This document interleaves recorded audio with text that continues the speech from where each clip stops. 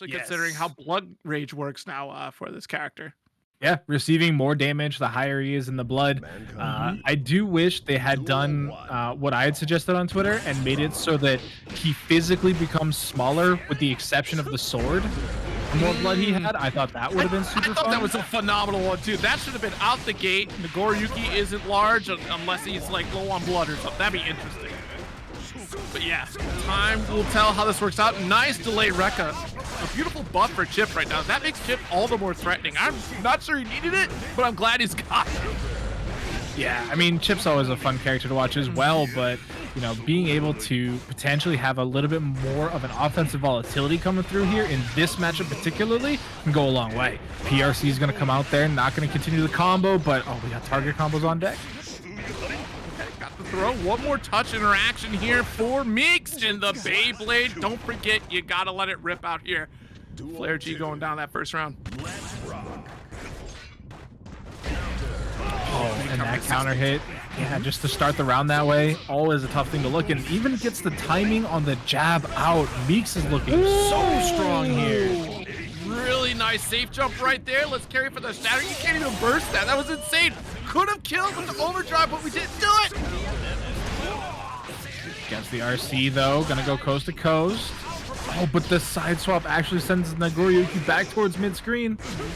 2K2S, not your turn. Meeks taking that first game in a very strong fashion, but of course, let's not forget, Chipp Zanuff is such a weak health character, so I mean, it's terrifying, right? Because one hit might spell the end for Chipp here, but of course, them's the breaks you're playing Chipp. I mean, he just explodes, which is unfortunate to two Chipp players, excuse me, non-Chipp players. That's just the way it has to be. But I mean, look at the damage you can get out of such a small combo.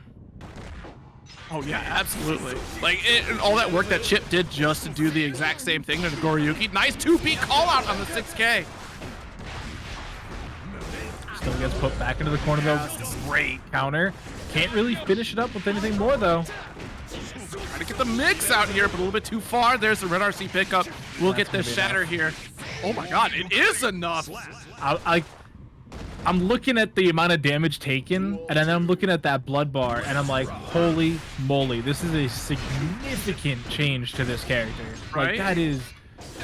This was, like, the character with the highest effective health before this patch. Right. And Chipp Zanuff is melting them. Yes. I think that is such a big, oh my goodness, like a big note to take here, especially in their approach to this matchup. Like, again, not like it is a nerf to Nagoriyuki, right? But you didn't remove, essentially, the game plan of Nagoriyuki. You just have to manage your meter much better than you did before. Oh, jeez. Yeah, just gonna have to keep the game going. And I mean, it's just another, like, add to the stack though, right? Like, you technically already had to manage your meter because keeping it in that level 2 range made your normals just so incredibly strong. But now it also makes you incredibly light health, right? Like low health. So you have to balance that very finely, and it, you know, might actually be a point that is worthwhile to stay at a lower blood. Okay, all right, that was a big one there. I feel like we were trying to call out a burst. Yo, ooh, just there like it is. that with the yo backwards. Brilliant stuff here. Meeks 2-0 right now. Duel 1. Looking very strong already. Players gonna have to completely change up how they play though. They got that one round, but you need multiple rounds in a row, unfortunately. It's just the way the game works. But right now, already down below half HP.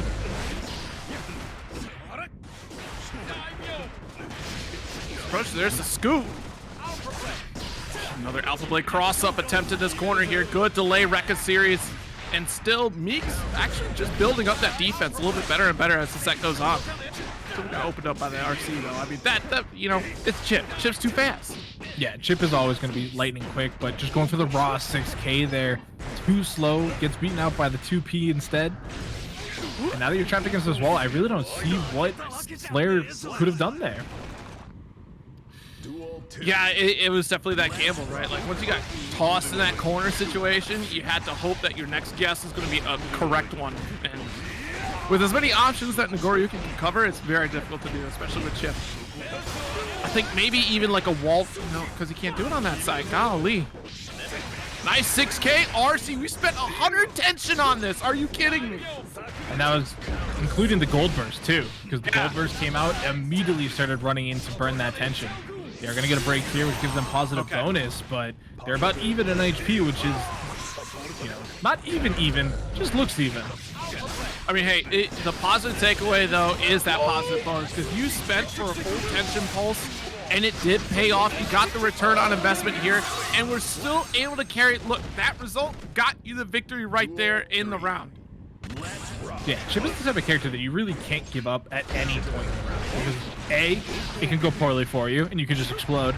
But you also get the other side of the coin, where you do get, you know, the right mix that leads into the right meter usage, and can actually claim a round back. But this is not great. Oh, trying to go for that fast RC right there, and you're right. Like, I do appreciate we're trying to draw the line here. Dare Chipp to make that approach. There's the scoop and the kill. Darned if you do, darned if you don't. That's a 3-0 victory for Flair, and Flair was putting in work. That's the sad part about this set. Yeah. Flair was doing work. Erudon. Yeah, I think you're right. Erudon. Someone correct us. You know, give us the. How exactly am I supposed to say that? MrErudon. MrErudon. MrErudon. And Jam with the raid out here. How's it going, everybody? Welcome to Tampa Never Sleeps, the first one of the year. Make sure to hit that exclamation point Matcherino and support tonight's players. They're putting on the show for you guys. They definitely deserve a little bit of the love.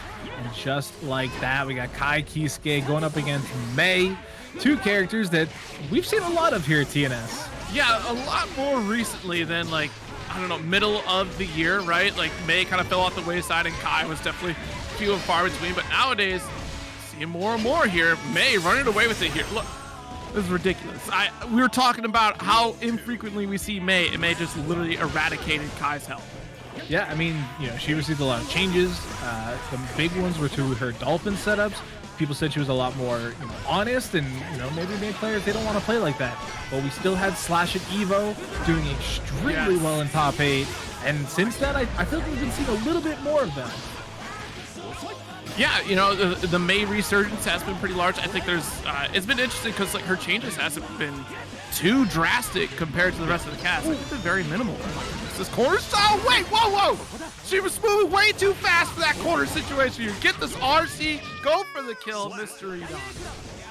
Yeah, I think one of the things that May still really brings to the table is how burst safe a large portion of her setups are, right? Like, we talk about it sometimes where the changes to bursts have made it more tricky, but she can just do almost any combo she wants and not have to worry about it. That's some dipper. Fujre arc off the corner. Yeah, do you see it? Just blink and you're gonna miss. These two are heavyweights out here. Nice jump slash. Oh, and then just runs up and gets the hit. Almost had enough. Does flip over for the kill. That is MrErudon taking game 1. Kai Kiske being able to control the wake-up options the opponent has.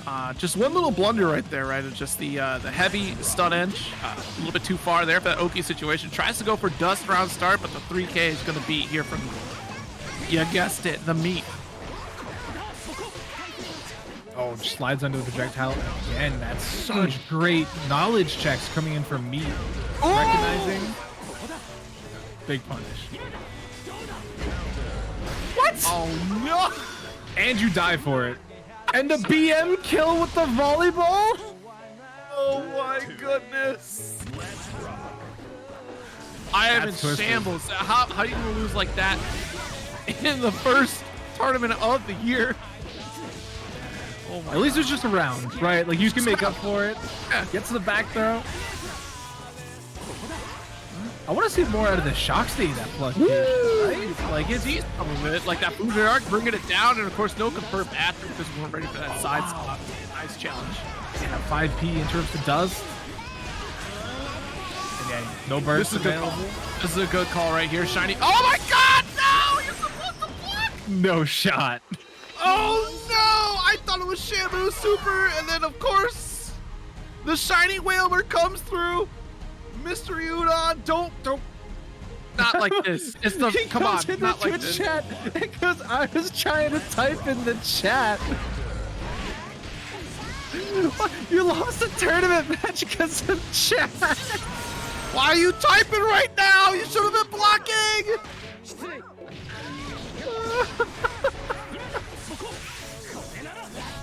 Oh well, these things happen. Gets a couple JPs to interrupt the jump out. Oh, tries to go for the JD mix-up combo. Yeah, it's burst bait. Oh, but drops it afterwards. Oh, tough. No, set up the shock state application. Dragon install? No. I love it. I hate it, but I love it. Plus on everything now. Shock state coming in. Gets the hit. No burst. Oh, you did it? Meat believes? YRC, we're out of the corner. Oh, my. MrErudon, wait. That is a very tragic way to lose there. Gets dropped the anchor on, coming out of the corner. You solidified your fate. When you activate Dragon Install, you know you're opting in to lose. There is no Dragon Install player out there that has ever won using Dragon Install. And if you show me a video of it, that person's cheating, or it was doctored footage. Zero coming out with the full, I substitute your reality and or reject your reality and substitute my own. Exactly. All right, gets the slide. Stun Dipper coming in here. Shock state applied, and then just backs off. That is the opposite I want to be seeing right now. I want to see that shock state application just take full advantage of. But Meat gonna be going up 2-1 in the set. That's unbelievable. You died to not blocking. I mean, you had the meter FD too. That's crazy. All right, moving on. That fourth game is now on. Whew. That is hello? Is that like a thing? Does that work constantly? Or is it just luck? Is it The flip kick over getting punished by the backwards anchor? that is a lucky situation, I would imagine, because like I mean that hurt box does work that way, but if that's calculated, I can see him do it again. Look at Meat using the JD to adjust their jump arcs, just really messing with the head here of Udon. But shock state applied, Red RC to keep it super safe. Up Dolphin. Does that kill? Oh, not quite. No. Didn't have to follow with the Dolphin. And now we just wait. Absolutely wait. I got all the resources. You have to come to me. You're actually losing these resources by playing so defensively. Danger mode. Stun Dipper, Red RC. Again, forcing Meat to spend burst at a very low health rate here. Could have gone low there. Yeah, I mean, it's that moment of hesitation too, right? It's just like you're trying to cycle through the decisions you're trying to make to go for that kill, and you just end up not making a decision because of how overloaded your mental is. Yeah, and there's a lot to pay attention to in these types of matches, especially when your opponent is so active. I don't think I've seen Meat stop moving except while they're blocking. Woo! That jump dust is gonna force a cross up on MrErudon. No. PRC up. Oh, there we go. All right. Goes into the 5P just to mess things up. Up Dolphin here. Udon in a very tough position. And he actually ends up getting punished for the JD.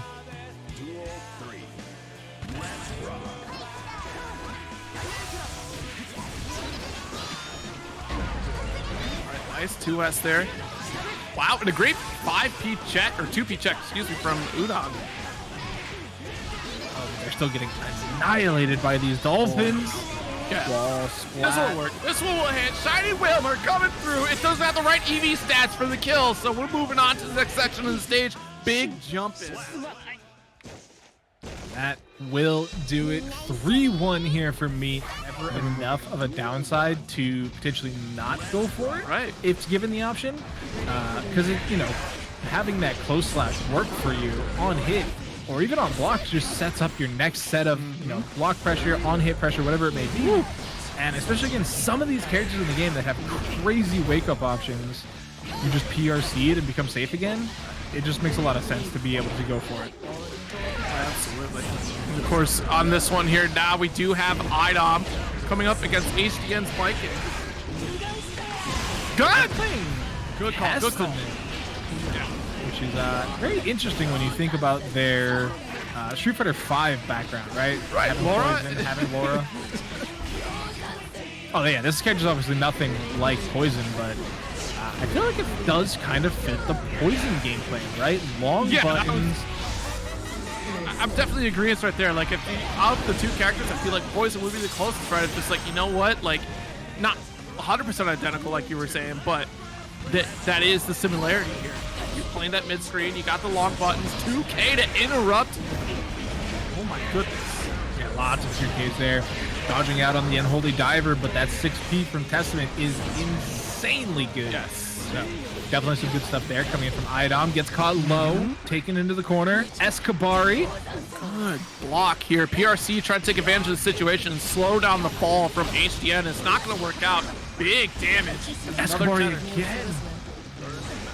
Woo! I'm scared. HDN, slow down. Yeah, you definitely have to be scared if your opponent is willing to go for 2 separate Escabars right in a row. Because it is a often unused move, but here we go. No, it wasn't a burst. I thought we did. Excuse me. Yeah, the overdrive making it burst safe, actually, which is nice to see. Yeah, Player they got the hit on that one there. It looked like the start of the burst animation there from iDom, but here we go. We got that burst. Yeah, and I'm interested to see, like, I feel like we were supposed to get a couple Grave Reaper interactions there before that overdrive came through. We're seeing a bit more now. Great backdash. Oh, there comes. Ooh, there's the Tommy. Yo, Zonson definitely catching iDom in a lot of scenarios here, but it's good. Like, Yo, Zonson is kind of a crazy special.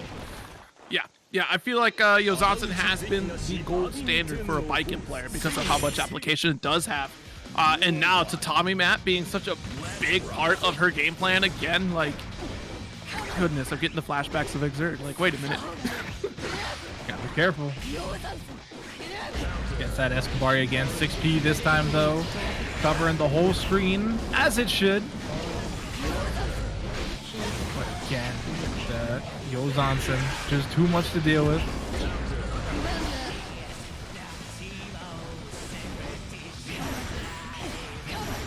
Nice. Kabari got the confirm this time. So Tommy set up with Yo Zonson. Since at the Unholy Diver, we really haven't seen that much usage of the Stain State in this matchup, which is very interesting to watch. Wow, that was still safe. Woo! And still got the aerial Grave Reaper, but high Arbiter sign. Gonna get stuffed out from HDN, but iDom has to confirm. Good round. iDom has some really nice combo selection so far. It's just been defensively where the failings are, but even still, staying in this matchup, stay strong. Knocks down, here comes HDN, gets the throw tech with the Kabari attachment, and he didn't actually follow up the Yozansa. The just block here, just has to return to the ground as safe as possible. The 2. Whoa! This is gonna be a big ass combo. Spends attention for the Succubi to come out. One more interaction. Oh my God. Just dash up. Arbiter. 1-0. Duel 1. Let's rock. Arbiter is still such a wacky button to me, looking at it on paper, but Yo Zonson coming through. Oh, gets the air Kabari as well. Everything's working out for HDN. You say that's wonky, and we're watching Baiken just tether combos like crazy. HDN has been labbing for sure. Nice jump in. 6B will shut down the jump S. High Arbiter coming through and just runs under the Unholy Diver. But yeah, I mean, if you, like you said, if you think about Arbiter on paper, it is horrible. It's got insane startup, insane recovery, and it's just like this move just shouldn't be good. And yet everybody gets smoked by it, and the Testament players know when exactly to pull it out of the tank. That jump S definitely gonna get some mileage out of this. Okay, nice approach. Avoids the low Grave Reaper. She's not. Yozansen cross-up is undefeated against iDom, apparently. Great to Tommy. Got the approach. YRC wants to turn back. Goes for a throw. The classic, though. Seen it one too many times. YRC throw. Duel 1. Let's rock.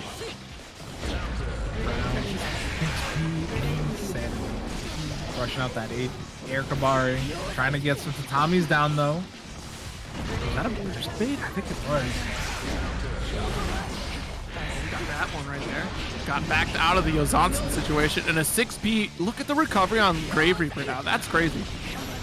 Yeah, I mean, HDN's getting a little predictable there with the approach options, right? Okay, they see the Grave Reaper, they jump over it, and they get 6P. That time, though, the PRC into 6P gets the attention, but how do you block that? Tatami into instant overhead Yozansen? Nobody's blocking that, ever.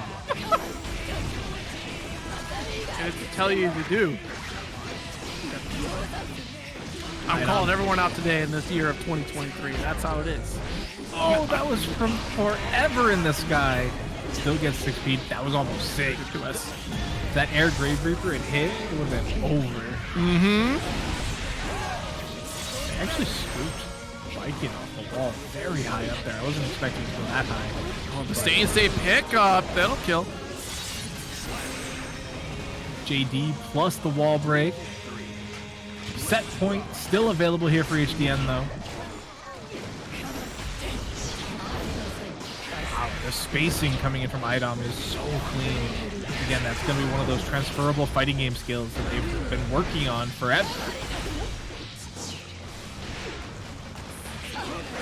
Run up throw, gets the tether. Gonna be able to get some good pressure here. The PRC attempt again from iDom that time, but gets a side swap. HDN's got to work really hard to get themselves out of this corner. Went for the throw attempt. Forced to burst. Wow, able to block the aerial Grave Reaper. There we go. Oh, tried to get him to land onto the Arbiter, but didn't quite work out with the PRC 2K.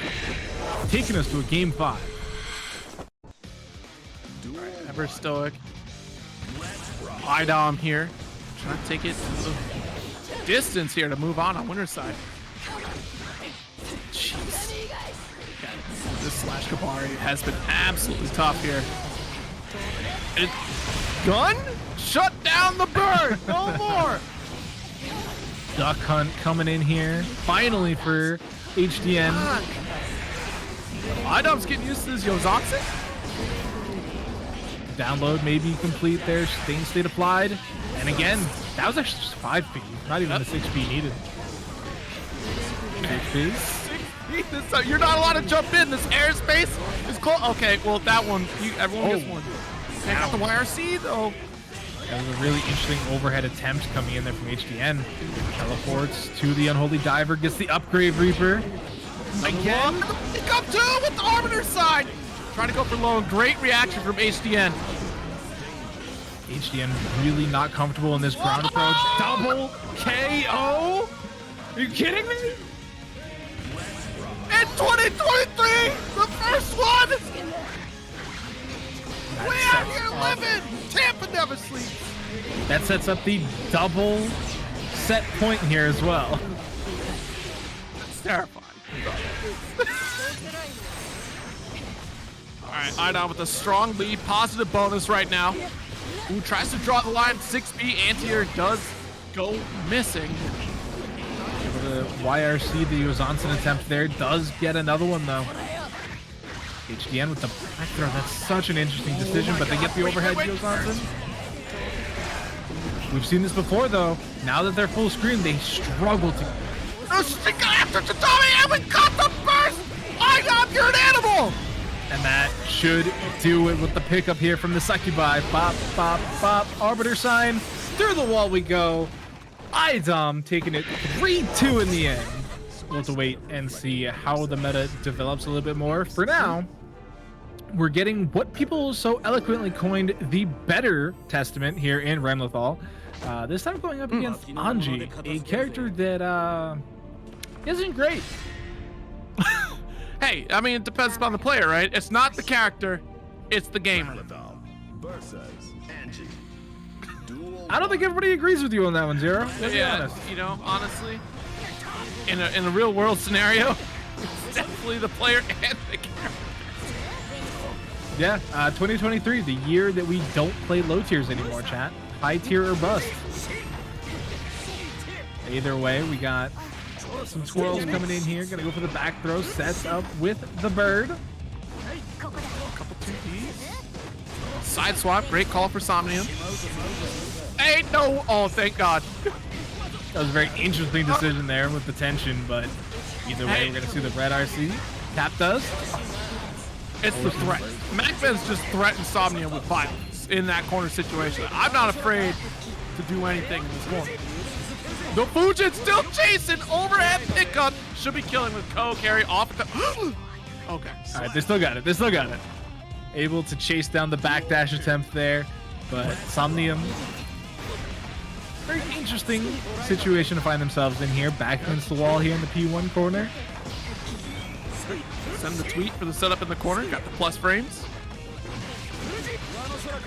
Just gonna check the dash run in there. Keeps the corner. Gets the low. Yeah. Nice. That's one of those big problems that Anji has is like any other character, they get that low hit and they get way more than 2 hits afterwards. Yeah, I mean, I guess it depends upon like which characters we're pulling up, like as far as like that same playstyle, because you see Anji a lot of just like you have the strike throw set up with this character, right? You're constantly guessing that corner situation, plus those phenomenal normals that Anji has and the mix with Fujin series. Especially against a character like Ramlethal, where we're waiting for a reversal attempt in with like 50% tension anyways. It's coming from overdrive. So when you're Anji in this situation, you do it pretty fine. You're setting up that risk gauge, you're cranking, you might get a throw or two in there, and Ramlethal can't do anything about it without that meter. Yeah, I mean, the Mortabato being one of the better defensive options in the game as well, on top of it, is always something to be worried about, but you're right. Her other defensive options aren't great, right? She doesn't have a DP. She's totally reliant on her faster buttons, which are, they're not 3 frames, I'll tell you that much. Oh! There's that Mortabato that we were just talking about. Forced to burst afterwards. I'm very proud of MacMens on that one right there. Finally learning that when a Ramlethal has 50% tension, you can expect Mortal Bata. Or Windshield Wiper PRC. Which one? Take your pick.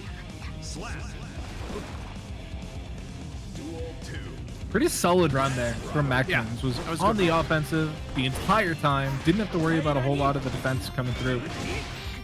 Back throw this time, setting up the P2 corner. Nice. Close slash this time.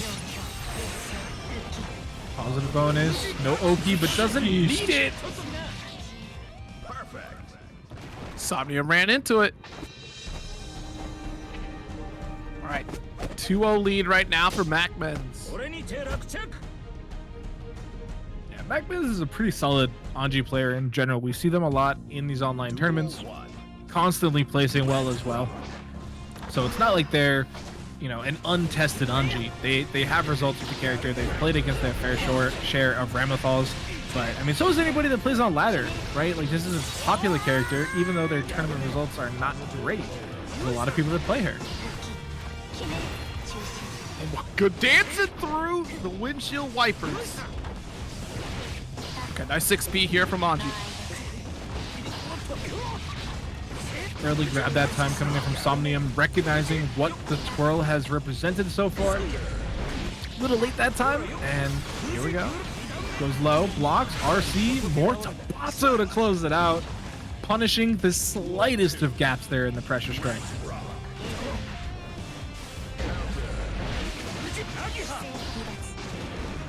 Down there. Nice delay off the Fujin. Goes for the fan throw just to remain safe. Oh, the overhead so fast now. It's probably something to be worried about, right? Anji players unite everywhere. I didn't want to have to worry about overhead to this degree. You know? Like, I felt like it was in a good spot before. Now, I'm absolutely terrified. listen, it used to be before that you could make a sandwich, watch it hit, and then block them, and then make 2 more sandwiches before you had to actually punish the Anji player. So maybe it's just a little bit of karma coming back their way. Oh, yeah, you know, sure. Oh, jeez, the dance and with the whip punish, dude. Somnium reaching too far to the cookie jar. All right, sweet scent. It's still safe. Trying to go from left to right, and even MacMens getting away with murder there. Somnium not able to punish with that slash.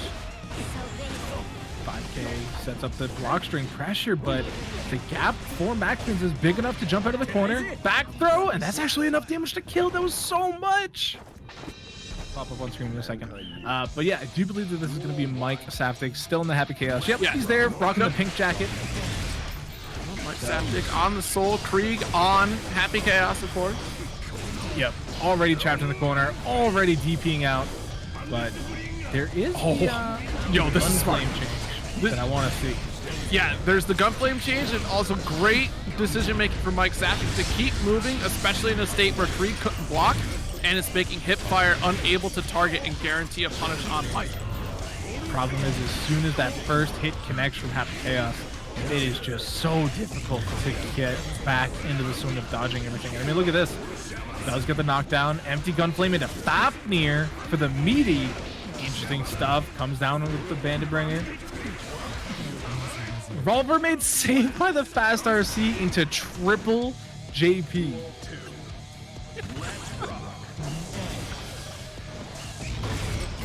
It all chains into each other. Yo, the light slash. Oh my goodness. That's probably one of the biggest changes we'll see from from Soul Badguy players. Is less 6S, more 5H. Yeah, that was. I've been seeing a couple of them talk about the changes there and how just much more reliable it is and less punishing it can be. But there it is. The just approach. Got the pickup as well. Insane. Mike Saftig. Yeah, caught him with his gun out. Can't be doing that. Can't block in that state. Fafnir to break the wall. All right. Come on. Come on now. Gunflame PRC. Nice chase in the air-to-air with the jump slash. Oh, we're catching up. We're catching up. A lot happening. Big interaction here. Even the game couldn't comprehend it. Gets the Brain Blast coming through. Just gonna shoot a couple shots. Oh, look, that curse application. Here we go. Dodging these bullets. Madman. Wow. How did Kreeg get the block off there? He was mid-reload. That RC should be more than enough to close out, and Mike's actually going to take game 1.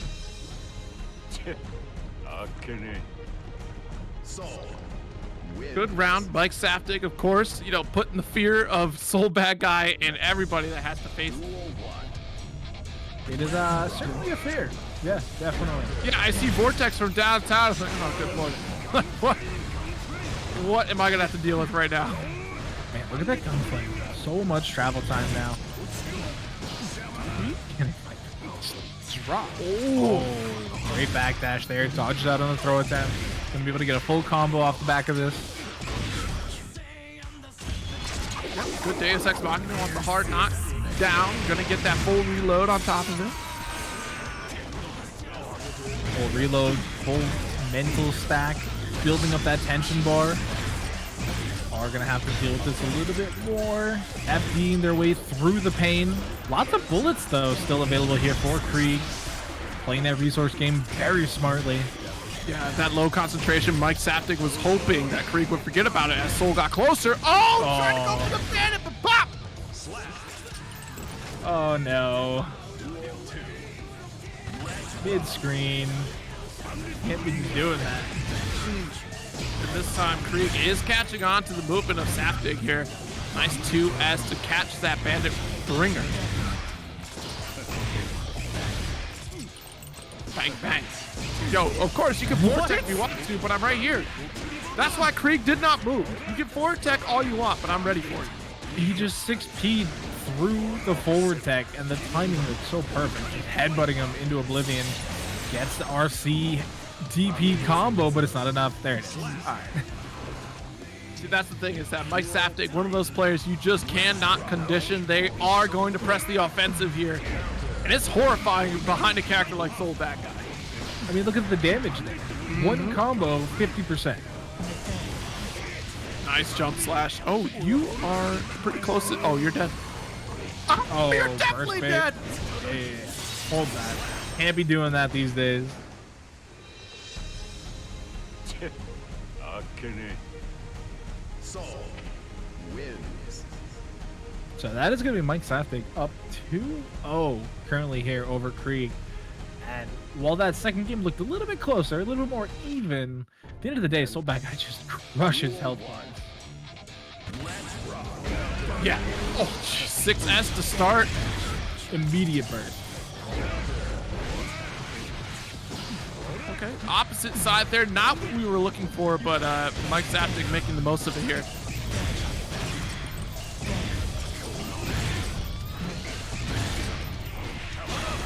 Combo here. Great burst actually going to work out for Saftig. Very interesting. I think the concentration call will just pull gun back, right? Just so you can block sooner rather than waiting for the holster animation. Yeah. Nice little animation cancels, things like that. Buy you so much time in fighting this. Oh, but the Goomba Stomp headshot coming through. Kreeg taking her out.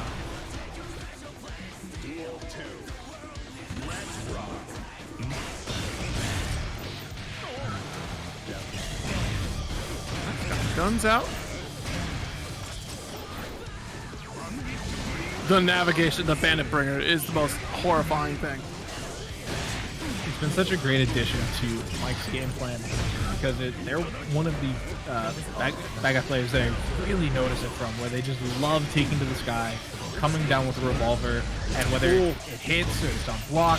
It's not block, it's kind of tough because the frame data is not moving. But Right. they use it as a movement tool also. What? That was a fun. All right. Duel 1. Yeah, watch that on the replay just to be sure I saw what I saw. Yeah, you saw it. That Okay. was a 6-inch. Got shot down by the feet, the toes. Nice little 5K coming out there. Kreeg already bursting their way out of danger. PRC forward to keep up tempo. This far slash train coming on in. Choo. Oh my goodness, the stank is already applied. I don't care if you burst. Oh yeah, did burst. All gone. Tapped up. So grimy. Should have stood up. What are you crouching for? Anyway. And the concentration to back it up too. Like, didn't opt to spend it. Wanted the positive bonus in that next stage interaction. Round up for Kreeg. Loses round start, which means that they're now 30% gone and in the corner. And oh god. To be honest here, that was really the only interaction I wanted removed from Happy Chaos was the tap dust gunshot. That's it? You don't watch that just. Yeah, no, that is like the only thing that truly feels like too much on this character to me. Everything else, I'm like, yeah, it's tough, but like, that's the game. But like, tap dust into gunshot is just something that these puppet characters can't keep getting away with.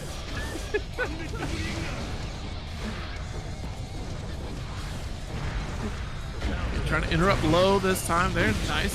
Low slash.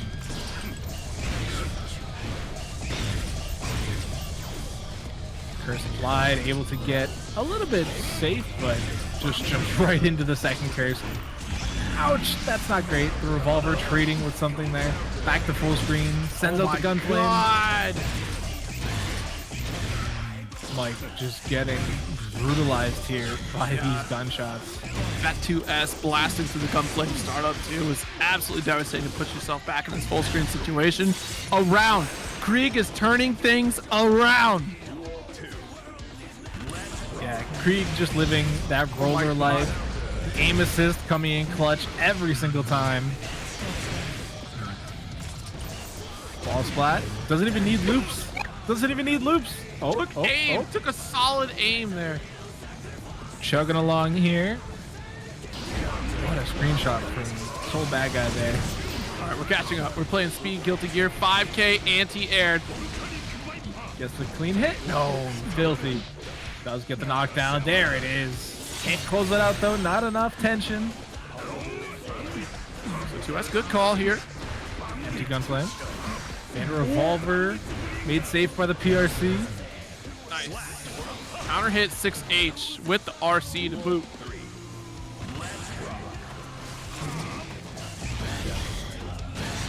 Dodges the gunshot, but still gets hit by the curse. Oh, Dash available too. That was clone set up into PRC right after. did Mike revolve it? That's what I saw the knee. Must have been revolving. But either way, trapped in the corner, going for a ride. Deus Ex Machina. Things are not looking good for the Mike Sapsec fans out there. Oh, is that enough? Positive bonus into, yeah. 3-2, reverse 0, or reverse 3-0 coming in here from Kreeg. Verse is Leo.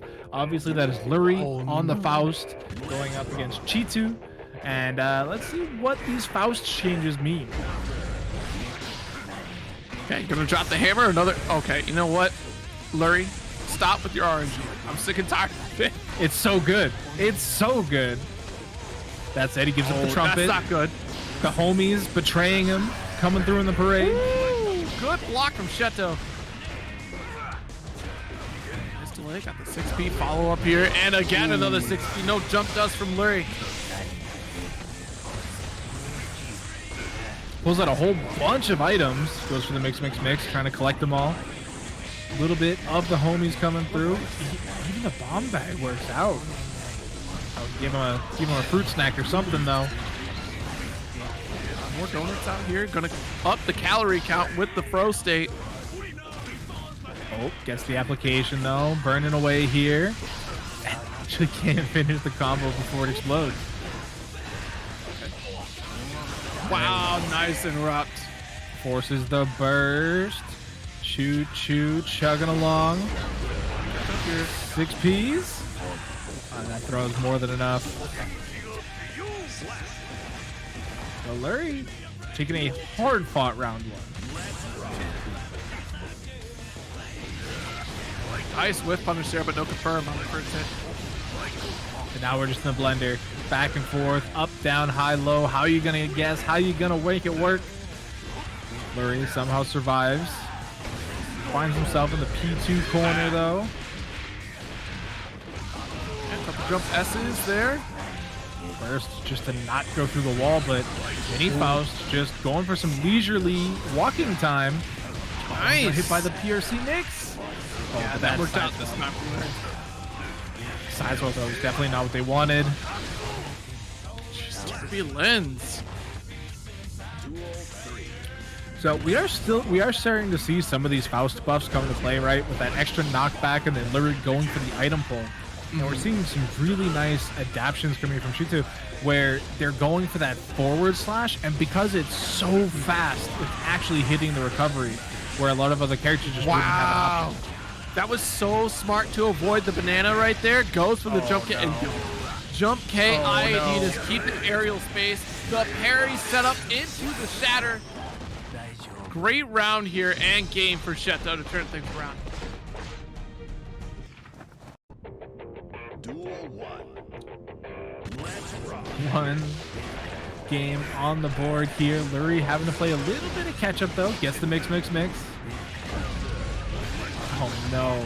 The distance that Leo can cover is really causing Lurry some problems. Oh yeah. Jeez, nice tap dust.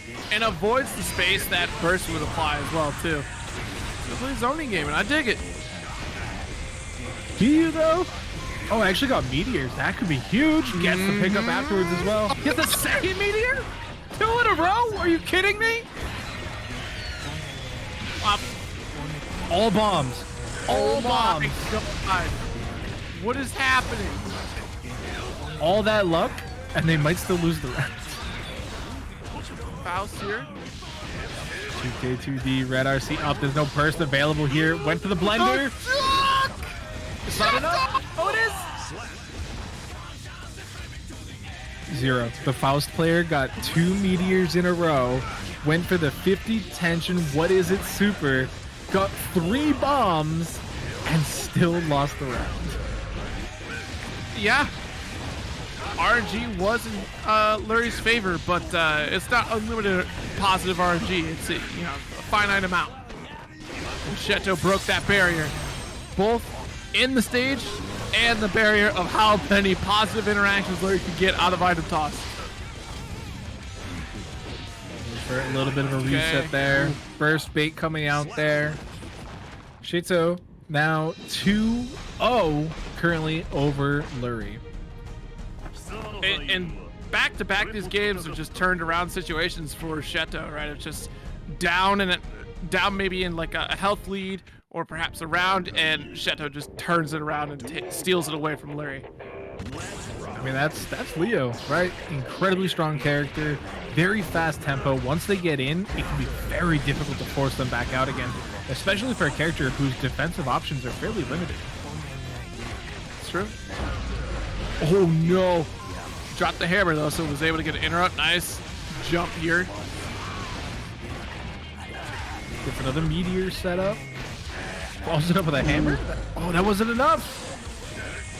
Going for the burst bait there, trying to get that out as early as possible. 6P. Oh, trades. The burst.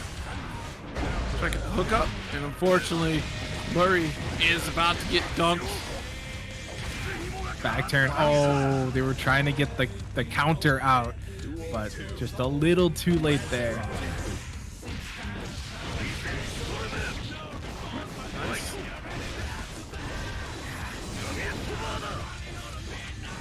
All right, the dance begins here. Nice 6P whiff punish. That was insane. Again, the blender has started. The blender is nearing its end. Overhead burst. All right, no put it. Oh. Hate to see that. Yeah. But again, it's one of those situations you get put in that corner. You think about all the options that Chetoo is represented and how you could counter each situation, but like trying to fish for that tendency. Oh, interesting scenario there. The burst is the right call, but there was a bomb just off of screen that went kablooey. Big counter hit. Oh, great backdash there on the throw attempt. Great life lead coming in here for Lurry. Some Kabari. No, that's not the word I wanted. What was I thinking of? I don't know. That's 5P.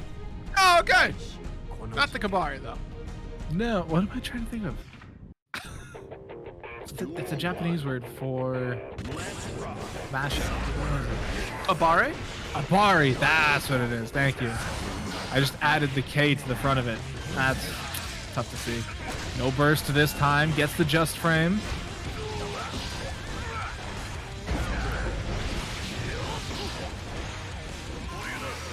PRC. Oh, but the 6P ready for the come down here. Lurry getting taken for a ride again.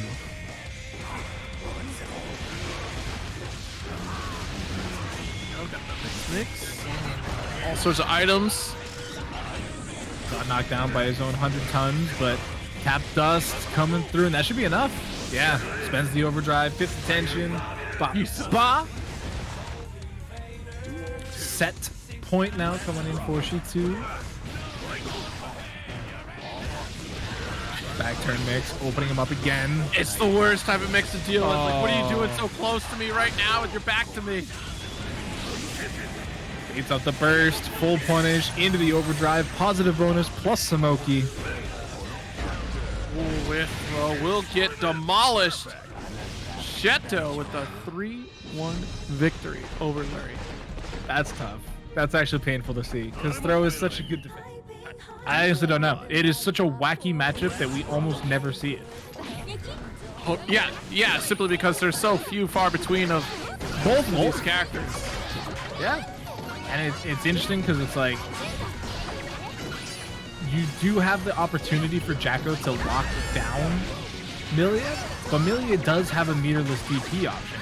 So no, wait, no, she doesn't. Right. I'm thinking of her overdrive. Yeah. I got it mixed up. But again, Jacko also does not have a meterless reversal option. So right.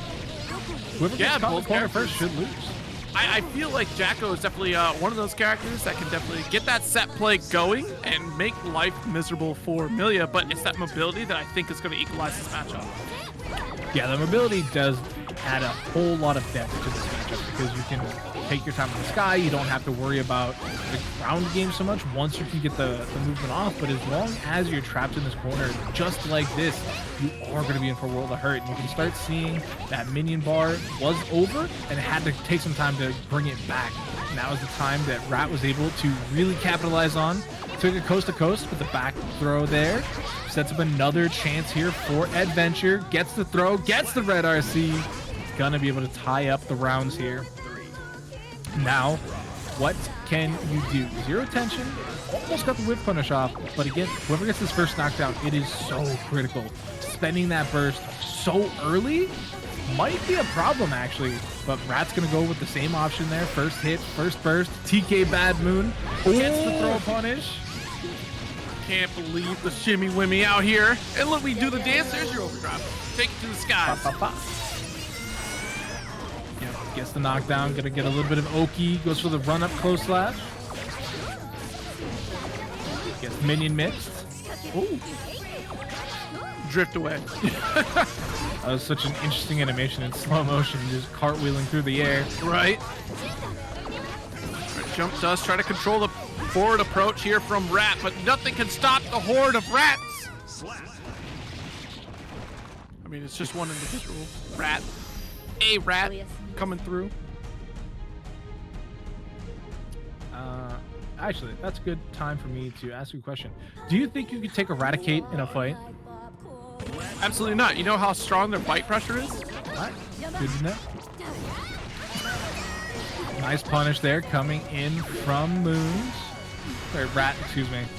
Moons, an entirely different player, an entirely different game. But gets the whip punish again. Rat gets the knockdown into the projectile. Oh, just projectile that time working out. Nice. Does shatter as well. Big life lead. Huge life lead in a matchup like this. Yeah, but see, here we go. We got the minion toss as well. Gonna get that carried. One more command set up here. The throw. That was super grimy. Oh, the parachute fast does. Okay. Block the wire. Oh my god. The wire she getting blocked. This is strong here. Bursting out Rat's last shot. Jump Dust. Does it block your PRC away? I'm all over the place right now. Y'all are animals playing this game. Quite literally, we have an animal getting shot down out of the sky with the 5P. That 5P hitting in reverse, it looks like, but it is going to be Eddventure at the end of the day, taking that W. And now Rat definitely going to be hurting. There was a lot of stuff that went their way that last round that did not end up closing out for them. So this time, though, they're going to interrupt that minion toss. Gets punished, though. Nice. All right, we're trying to avoid this pressure here, especially with that big minion setup from Eddventure. Gives you time to kind of force back this pressure. Juggling the minions a little bit. Gets a bit of a juggle themselves. Look at that minion bar. It's down to nothing pretty much. You're going to be so careful with the minions here. Tap Dust works out. The minions are in the back seat, though. Nice tech.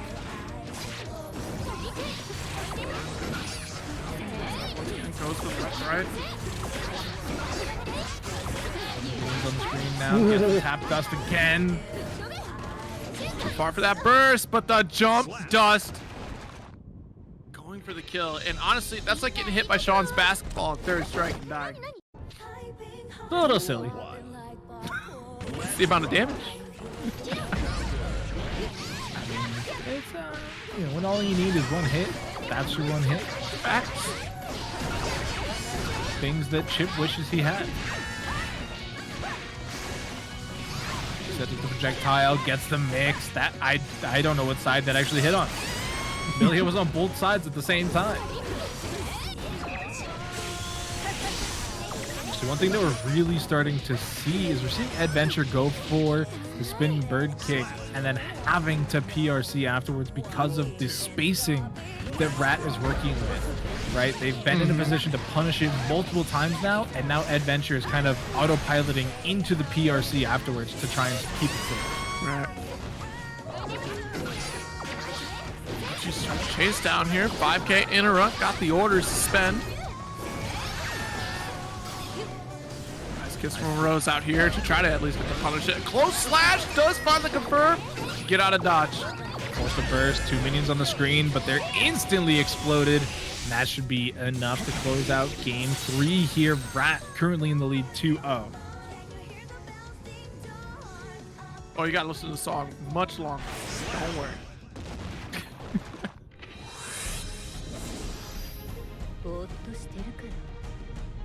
I like chat's advice on how to beat Millia. Just hit, don't get hit. Oh yeah, that's very true. If you're getting hit, you're not winning. Yeah, there's no V trigger in this game, so you don't get, you know, rewarded for getting hit. Oh no. But what about my guts? Looking on the screen, there's not a lot of guts here. Right? There's no Anji. There's No Go-Go's. Anji. Said what guts? Knockdown coming in here. Eddventure with a significant life lead, but we've seen these disappear in the blink of an eye before. But the Achilles heel getting torn out by the minion's lollipop. 2 dust. Great punish coming in there from Rat. Got that Lust Shaker out to push away. Eddventure trying to maintain that ground control. Couple 6Ps. Tries to get that anti-air bad move. Oh wow. Nice interrupt coming in there from Eddventure. Eventually setting up her minion. Another one. Low this time. Back to back. Minions on the screen. Tap dust. Goes for the bounce. Interesting between the 2 minions too, right? Just to have that follow-up available and make it. Oh my god, it's a wrap. Yeah, you definitely cannot be bursting that high against anybody, let alone Jacko. Duel 1. Let's rock.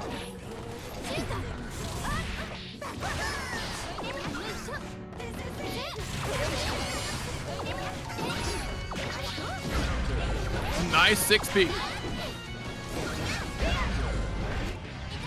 So chat, I do believe that the slowdown is only on viewer side, so don't worry. If you are a player in the tournament and slowdown like that does happen to you, let one of the TOs know in the chat so that they can hopefully do something. But yeah, never just play out a match like that. Definitely get somebody involved. Please, but yeah, call in a ref, a TO specifically. Tournament organizer, for those of you who don't know what TO means. In the Discord, go into the exclamation point Discord, and you can actually jump into Discord to get all that information here on how to get to these turns. But you got to figure out how to get out of this corner, and I guess Rat will do it for you. Nice 2D. That is definitely not the correct way to find your way out of the corner, though.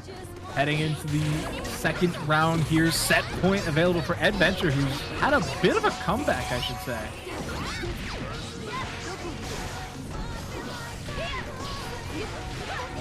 Yeah, absolutely. Like it's been such a back and forth between these two because it's such a requirement for Eddventure to really get set up and control the pace because Rat has such a way of navigating the field around minions, avoids the ring setup, but still got checked by Rat here. Nice throw.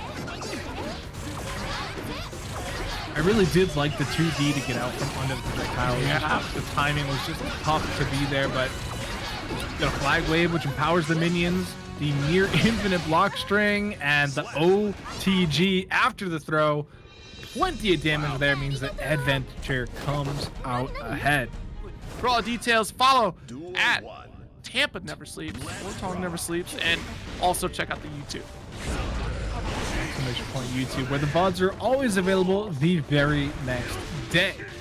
So, speaking of VODs, the video on display right now is going to be Akeno versus Petrafied. Petrafied is an incredibly strong Leo player, taking full advantage of the armor there to get the punish. Nice Daro series reset for the low knockdown. Petrified.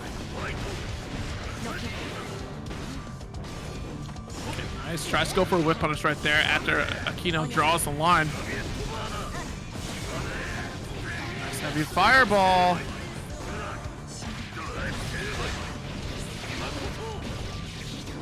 Counter shatter should be enough to kill, and does. Great finish here from Petrified. Duel 2. Let's rock. Yeah, it's really strong stuff to see Leo kind of skyrocket back towards the top of the tier list, in my opinion. Right after that 2.0 patch, a lot of people dropped them. They were very concerned about some of the changes he received, and then since then we're starting to see, you know, more and more players really start to pick him up, and he's been getting really good results.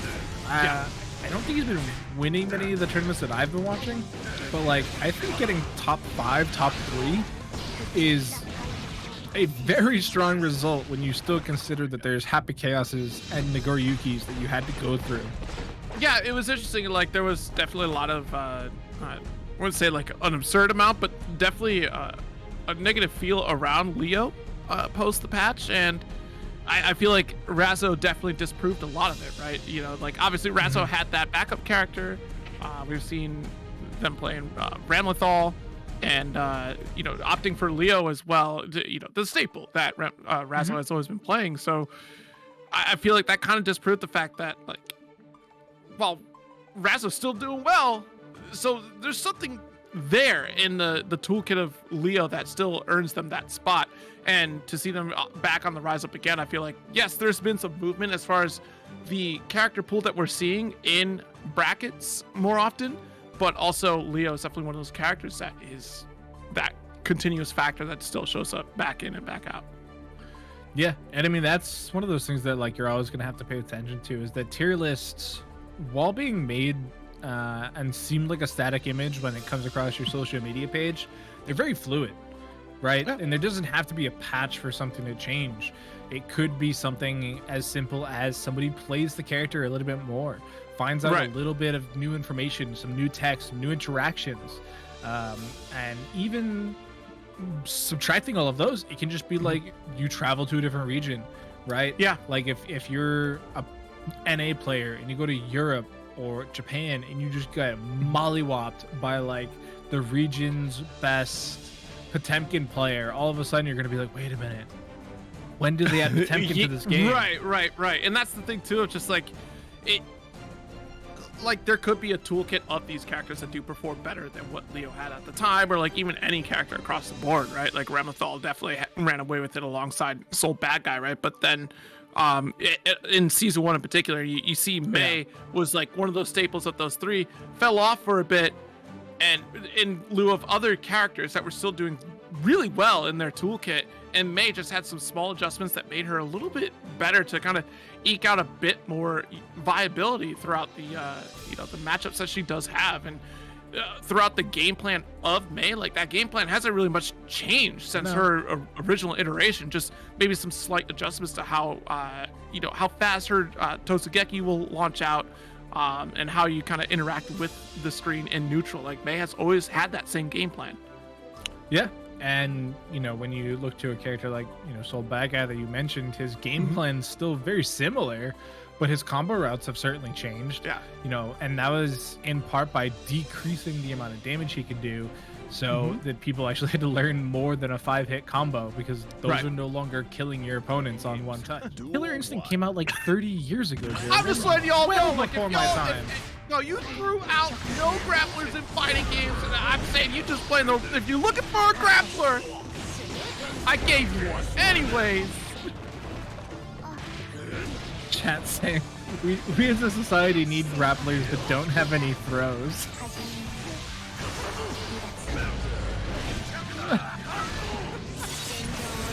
I think you might have a misunderstanding about the archetype. What? You got fault by grappler and grappler. Exactly. Oh man. All right, nice jump dust to start with thrower too far away to scoop up Petrafied. Petrified setting up this corner pressure. Super strong, gets busted by that anti-projectile 5S though. But here we go, right back to the corner. RCs to keep the combo going. Through the wall we go. Nice throw, nice throw. You know, the anti-grappler movement out here is the same conversation they had back in Street Fighter 2 where they said throws are dishonorable. Yet now we put inputs on throws. And they're still dishonorable? Like, what is happening? It's because you had the whole take the throw movement. It came out of nowhere that normalized taking the throw. You know, you should take the throw sometimes. If you're different time, different era. Y'all need to figure this out in a different conversation, different Discord chat. Put it on the Twitter. Oh my God, Petrified! What is happening? Petrified only needs a little bit of a pixel, but one projectile stronger than the other. But puffs Same out with his your chest. Yeah, just puffs out his chest a little bit and takes the round.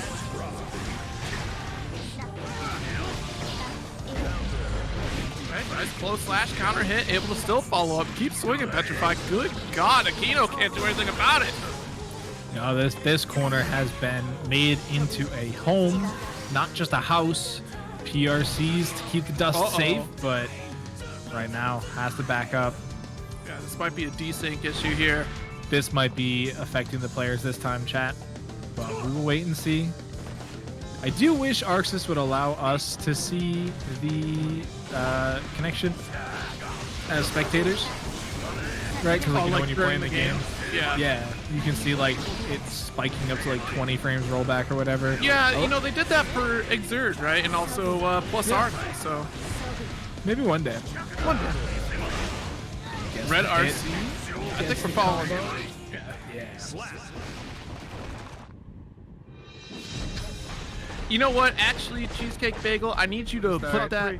But you know, I think it's not a feel-good interaction, right? It's like, look, I put this hurt move in front of you, like a Conra from Killer to you put up Scarabs. Now that you take the throw, which is more damage into a combo, or you hold on to the Scarabs, and that doesn't feel good. But you could potentially live out of it. Same thing for some situations here. iDom is surely familiar with. Yeah, I mean, iDom is, I feel like they're going to get smashed here by some character and matchup knowledge because Bridget is relatively newer to the cast, especially compared to a character like Testament. So you can start seeing Bridget working her magic, just crushing that HP bar. And I can't believe Daze dropped Giovanna for Bridget. Oh, I've never felt more... Giovanna now? Well, Daze has been playing Bridget for a few weeks, months now, so it's not like a sudden change. Now that Gio gets changed, he's like done with it. But Bridget's kind of cracked, Zero. I don't know if you know this. Hands down. Oh, I'm well aware. Character's kind of bonkers. And right now, being able to play the game here against Testament. Oh, they actually got in before the Grave Reaper was active. That was actually really good. Nice pickup, though. Oh my goodness, iDom might be able to, and does get the shatter. Oh no, I spoke too soon. There is also the option this is still pool Zero. Daze has been known to, does that work? That works. That is grimy. That was cheap. That was cheap. That was cheating. That was actually cheating. Call the ARC cops right now. I had never. Is that a new chat? Is that a new thing? I had never seen that pre-patch. I don't think anyone's ever done that.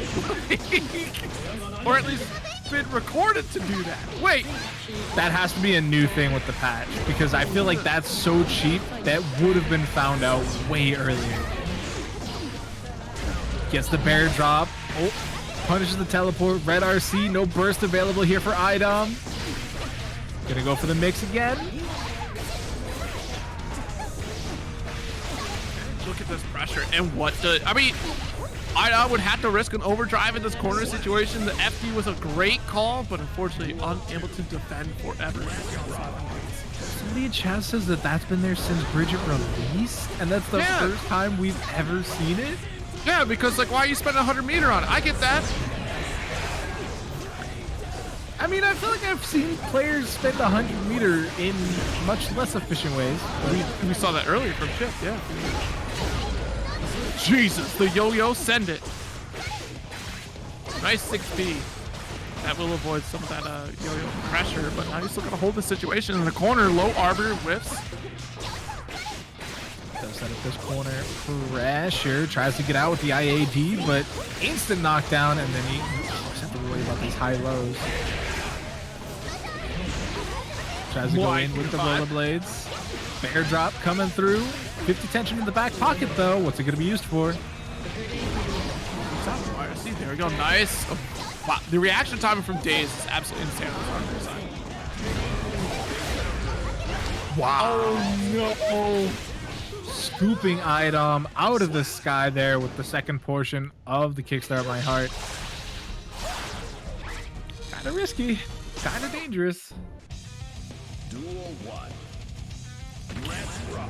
Kickstart My Heart coming all the way down now. Just what a pickup. Yeah, really strong stuff coming in here from Daze. I mean, they've been nearly a day one Bridget player too, so they've definitely put in a lot of work here, lots of practice time behind the character, and you could really see it, right? Like, yeah. Even though iDom, you know, is a relatively, I don't want to say newer player, because I found out he'd been playing Marvel for like 40 years, and I'm like, I didn't realize that. So like, I don't know how much practice he has here. That's really what I'm trying to get out to. Is I just don't know how much practice iDom has in the Guilty Gear right now. Yeah, because fundamentals do carry you only so far in any fighting game, but they're still very strong tools to have. And we do see the setup potential from iDom and their Testament. But Bridget in Daze's hands, she's absolutely tearing things apart. Like, these yo-yo setups, I don't think iDom is just ready for. And that's the scary thing. It's like you're trying to gamble. It's like, all right, is this the recall yo-yo or is this a teleport yo-yo? Like, which one are we dealing with? Even then, on top of it, it's still like a guaranteed high-low mix. And then you also have, like, if you early cancel the twirl and then all of a sudden you get whip punished, like, there's just so much of the mental stack being spent on this one interaction. And danger coming through, teleports forward, gets punished on the whiff throw, and now it's just going to be one more touch. Daze 3-0 over iDom. And that's the scary thing. Bridget is such a strong character that can is really... a much different setup than the Soulback guy. Yeah, absolutely. Oh, jeez. Nice 6S here to start things off for Kreeg. And this match does qualify for winner's side top 8. Wow, that wall stick was super early. Didn't have the focus meter there to be able to go for the Deus Ex Machina though. So forced to just break the wall with the 6P. But even still gets that positive bonus. What is the situation I'm seeing right now? Just reload cancels. Gets the Deus Ex this time, and that'll be more than enough to kill. Yeah, still maintain control despite the small blunder in concentration meter. Okay, and we're seeing too, like, those backdashes are not helping your concentration situation at all. No, I mean, that's been a couple changes that Happy Chaos has received, but right now you got to block. This is that Ramlethal pressure that Solstice is so good at executing. Gets the overhead on the last hit of the Rekka. Full combo. Doesn't have the tension for the overdrive though, which is critical because it means that Kreeg gets to live a little bit longer. Whoa! I can't believe you were able to 6P that. I figured that the slash startup was already there. Or slash was active rather, excuse me, from Solstice. That's crazy, Kreeg. Yeah, I got caught for the BRC though, so it would have slowed it down. Back throw should be enough. So talking about that slash interaction, that was actually due to the upper body invulnerability prospect of the 6P. Right, I just thought that the slash was already active and would have blown up the drift, but I guess it just... Oh, the drift. Yeah, okay. Yeah, because there was drift first, then the 6P, yeah. But 6P is just so funky because they're like, you know what? It's not good enough. Let's just give you complete upper body invulnerability on like frame 2 or something. Big life lead. Kreeg having a little bit of an easy time ahead of them as long as they can keep things safe. Great burst to try and buy time. Oh no. Oh no, you're gonna explode. Nice. Morto Bato to try to catch things up here. One bullet in the chamber. YRC. And look, like Master Chief, that's all you need is the one bullet. Oh! He got ahead with no bullets this time, but does finally get a bit of chance to reload. Tap dust gunshot. Not enough to close out this time, but even gets the IB on the roll through. That was such a but no concentration. This is your opportunity, Solstice. Red RC pick up, pin it to the wall, and steal the round. That's a game for Solstice. Yeah, Solstice with the great read right at the end there. Saw that there was no concentration left. Able to just really push the tempo there. Punished the 6P. Had the combo at the end as well. And the change to the 2H? I can never remember what the up throw is. Making it so that it's actually easier to connect with, making that combo near guaranteed at the end there. No bullets left. 2K to beat the clone, but actually punished hugely for it.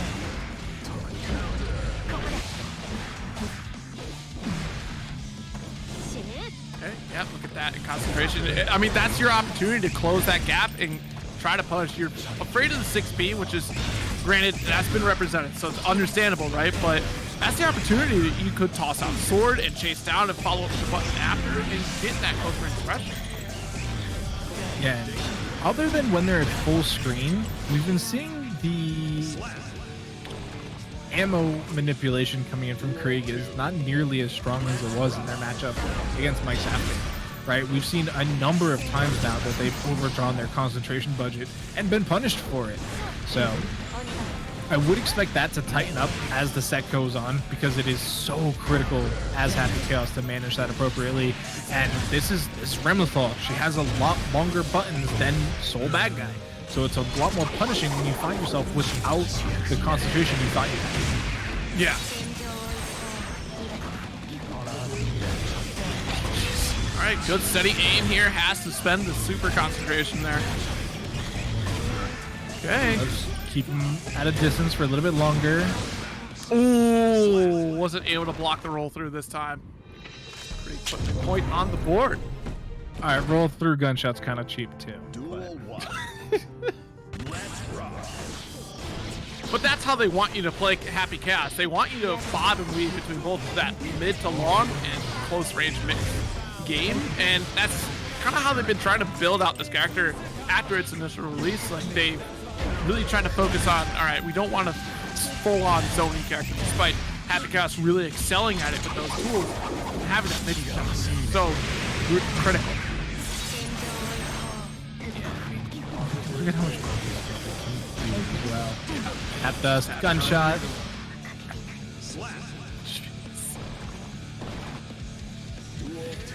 You gonna make it, Doc? Yeah, I'll be okay. I'll be okay. I mean, so far, Kreeg's been the only Happy Chaos player we've seen on stream tonight, right? Yeah, that's correct. So we got plenty of other characters that we get to watch on screen. And this is currently a winner's side match. So this is for top 8. I believe you said that earlier. Yes, I did, right at the top of the set. Here comes Solstice getting a nice connection there with that Rekka and the sword explosion to close it out, tying up the round score. So, I mean, we could see Solstice still come out ahead here and take the set and send Kreeg down to the losers, in which case we'll be one step closer to not having any Happy Chaos in top 8. And we'll be one step closer to using all the McReno codes with 6 codes left as well. Thank you for quickly using that code. I'm looking at the bracket. I do see Mjkurase in this top 12 position as well, which is another Happy Chaos player. But Mjkurase is also an incredibly strong player, so I would expect them to win their match. But it is against Daze, so who knows. But right now, you're seeing this distance game being completely played well by Kreeg. Oh, see what I tell you. 50% attention to Ramlethal player, it's Morto or Windshield pre-RC. And look at this small blunder here for Kreeg, and it's about to become a nightmare if Solstice can get a confirm off these hits. Wow, so much time to connect that. Didn't even need the Deus Ex. Yeah, that was, again, you know, one of those situations when it's that balancing after watching your resources, but also watching Happy Chaos, and you kind of change your momentum as dependent upon where the opponent is, the opposing Happy Chaos is at on bullets and curse. And oh my god, 50% health, and you're about to get a heart knockdown. And positive bonus, and you get a fresh reload, and you're at half concentration already. Oh, that tap house to close it out. Yeah. Yeah, you got Guilty Gear. It's okay. That's a Guilty Gear round. Duel 2. Let's rock. Screenshot, and yeah, without resources, this approach is a little bit difficult here for Ramlethal, but also on the other side of the coin, every curse, you know, increases that negative value on tension here, makes things a little bit more difficult for Happy Chaos to maintain that zoning pressure. Does get the throw knockdown. Goes for a bit of a meaty, but oh, that sword explosion could be enough. Oh no, we don't get the wall stick. Yeah, that's a blunder right there for Solstice, and the cross through. No. Kreeg getting out of the corner, but no meter. Just has to hold this pressure, and that almost could spell disaster. There's the block. Ooh. That was that was intentional. Reset the damage, but no concentration. So Solstice, just be careful on your next interaction there. Oh, the dance! Oh, and the clone? Oh no. Clone is active. Bullets are there. Gold burst? There's your RC. You That was closed the super gap late and- too. Yeah. Tries to run Nice. forward. Catches the backdash there with that 5 each. Good stuff. Solstice clutching it out. Solstice still in there. Concentration dead and gone again. Goes for a bit of a think on it. Brings it right back. Tension is there for Daze X.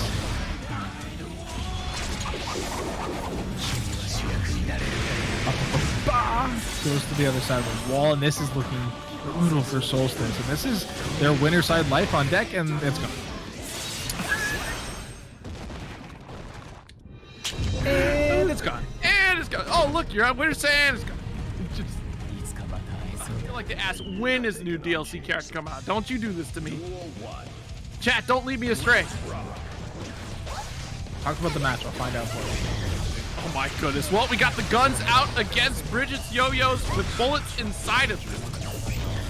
Completely unconventional use of bullets. All right, the stank is out, applied. There's a dash canceled, close slash, and a big backdash from Daze to get the counter hit.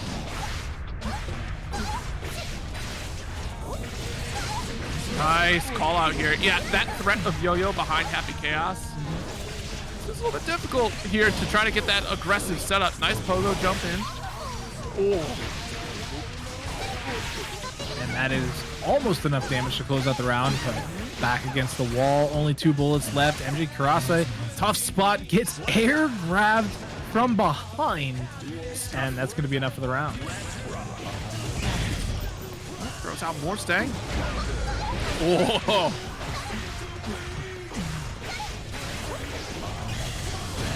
Trying to just dodge out on these yo-yos. Can't quite get it done though.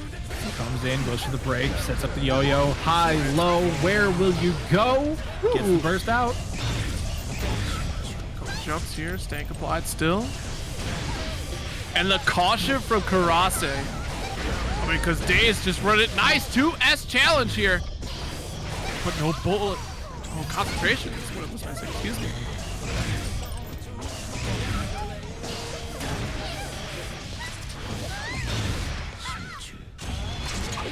Oh, got the concentration for the overdrive.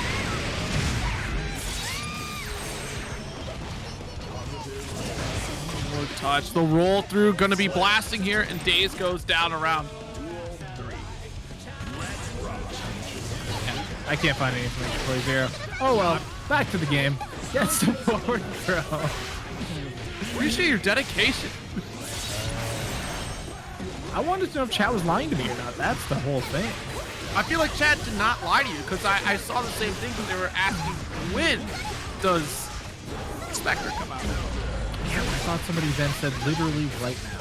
But either way, that tap dust coming in there from Daze, going to close out the first game here. Takes the 1-0 lead over Mjkurase and trying to really push the forwardness of this Bridget character. Oh, jeez. All right, good. First to hold that corner, clone, and sits on top of it here to save themselves from the trouble. Just out of range, a slash. Nice, chased out. Oh, lot the momentum there from BRC. Still tough to get in. Even with all the move speed Bridget can have, it can be very difficult for her to still close this gap, especially... Wow. Baiting the YRC with bullet? I was gonna say, especially when that curse is applied, but if you're just gonna raw YRC like that, yeah, that's not gonna work out for you either. But oh, look at that, gets the return yo-yo, sets it up again, keeps the block string going again. That's enough. Round. Incredibly strong corner pressure coming out of this character. Let's pull the trigger.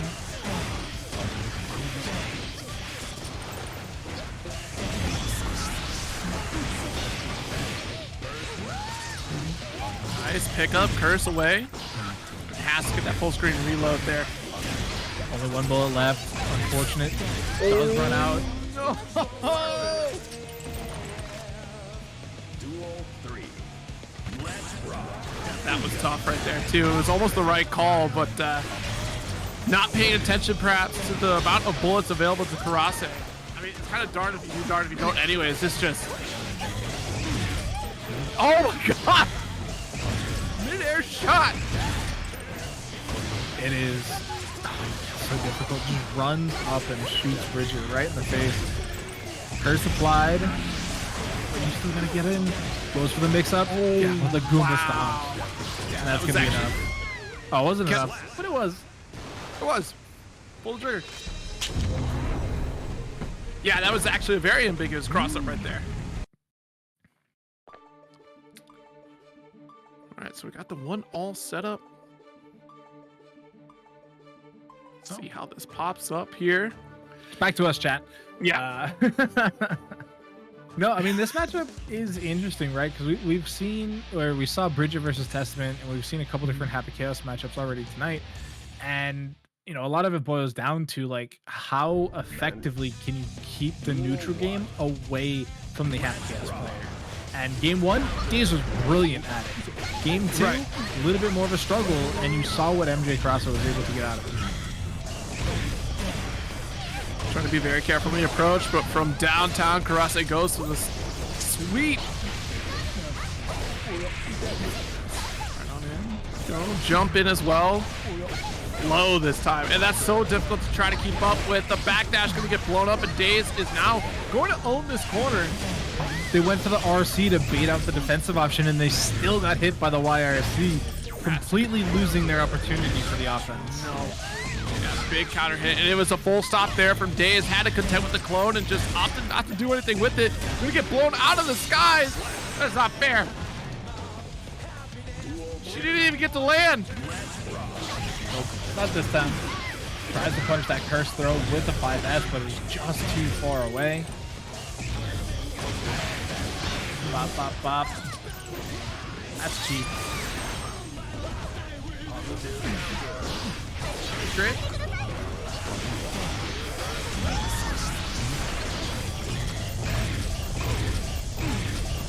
Oh my god. Okay, but like that's less and less tension, or not tension, but concentration that Mjkurase was gonna have. Hello? And look at that. Yeah. Try to ID over the clone. Yeah, there was a button there. Duel 1. Yeah, I think that was just jumping past, actually. Definitely a prediction from Mjkurase there. That was not a read. That was not a reaction. That was just full on, I have 50 tension, I need to reload, and you're jumping at me.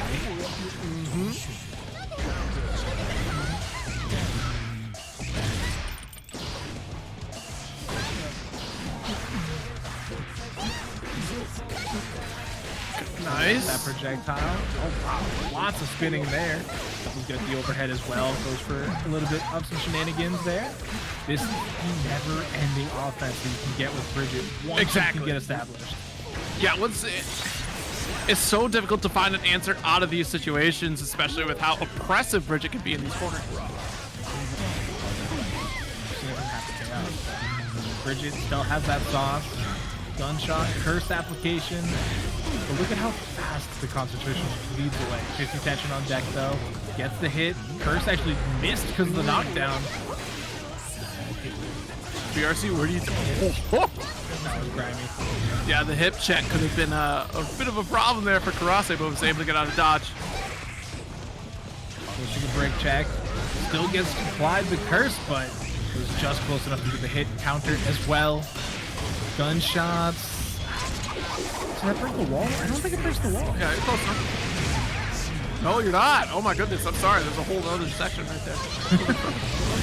Sends out the Roger. It trades though, which I don't think is worth it for Daze. You spent 50 tension and they just clicked heavy slash. I think they were hoping that the follow-up was going to be they could follow behind Roger Dodger, but...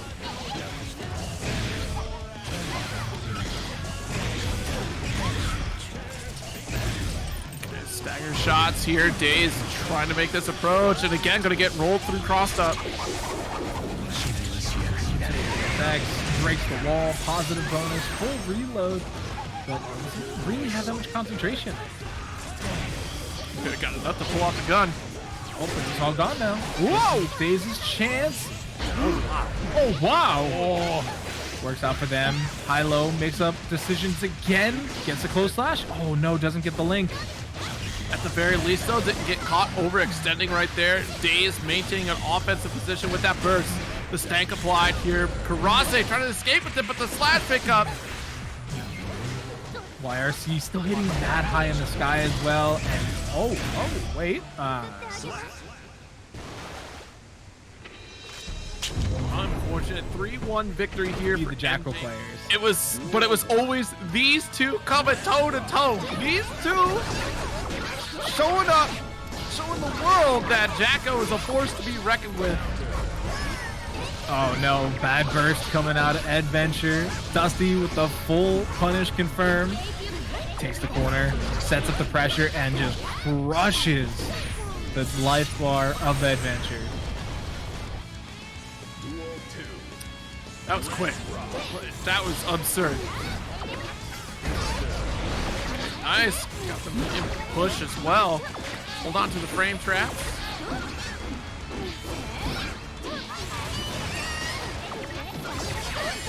Nice. Got the 2D. Able to get a confirm after. Ooh, early drop, though. I'll set up the minion for afterwards, though. Does get a little bit more pressure. Seemingly never ending. Gets the red flag. Keeps it going. Look at that minion bar. Start climbing. Gets the throw. And this could be the beginning. Throw again. Look at how much damage. So high. Red flag again. Stop putting flags on the play. Look at the chip bar. Oh, look at the damage.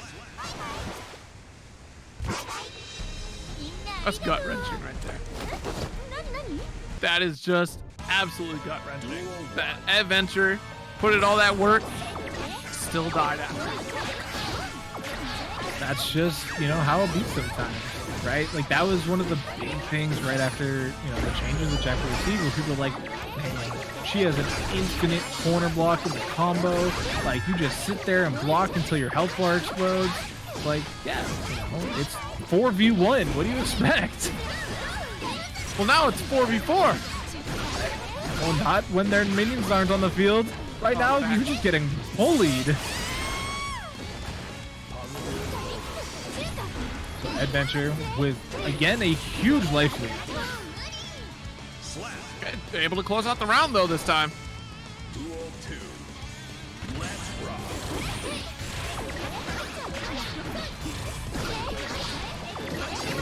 Able to backdash out of there. And now we're throwing out the Pokemon battle here. Just keep throwing out Pokemon in your raid battles. Minion, Iron Tail. Doesn't have a tail, can't do it. Can't do it. You can Steel Wing. Want to do that one? Oh no, it's a kid. They have antennas. They got wings. Yeah, you can use steel wings. Yeah.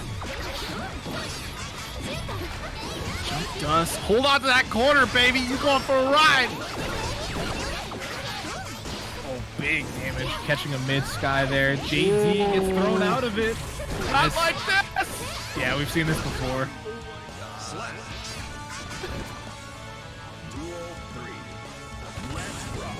I'm tilted for Eddventure. I'm so upset. Nah, I feel like you can't get upset in a matchup like this, right? Because you know exactly how and why it happened. You're like, oh, they did the thing I wanted to do. That's why I lost. Yeah. Not frustrating, huh? I'm tilted. Jump dust, hold this corner. Nice 5P to shut down a minion there. Oh, we out of there. Shut it down again and gets out of the corner this time. Had a minion set up in the corner already so they can keep this forward momentum going. Red flag, ban that guy. Oh, gets the knockdown. Sets up the minion again, gets the hit. Oh. I do like the reset so they could have the opportunity to throw out minion right there. That's I swear to God, Eddventure, if you lose this round. Thank you. I'm stressed. I'm sorry. I can't see it happen again to Eddventure. Not twice.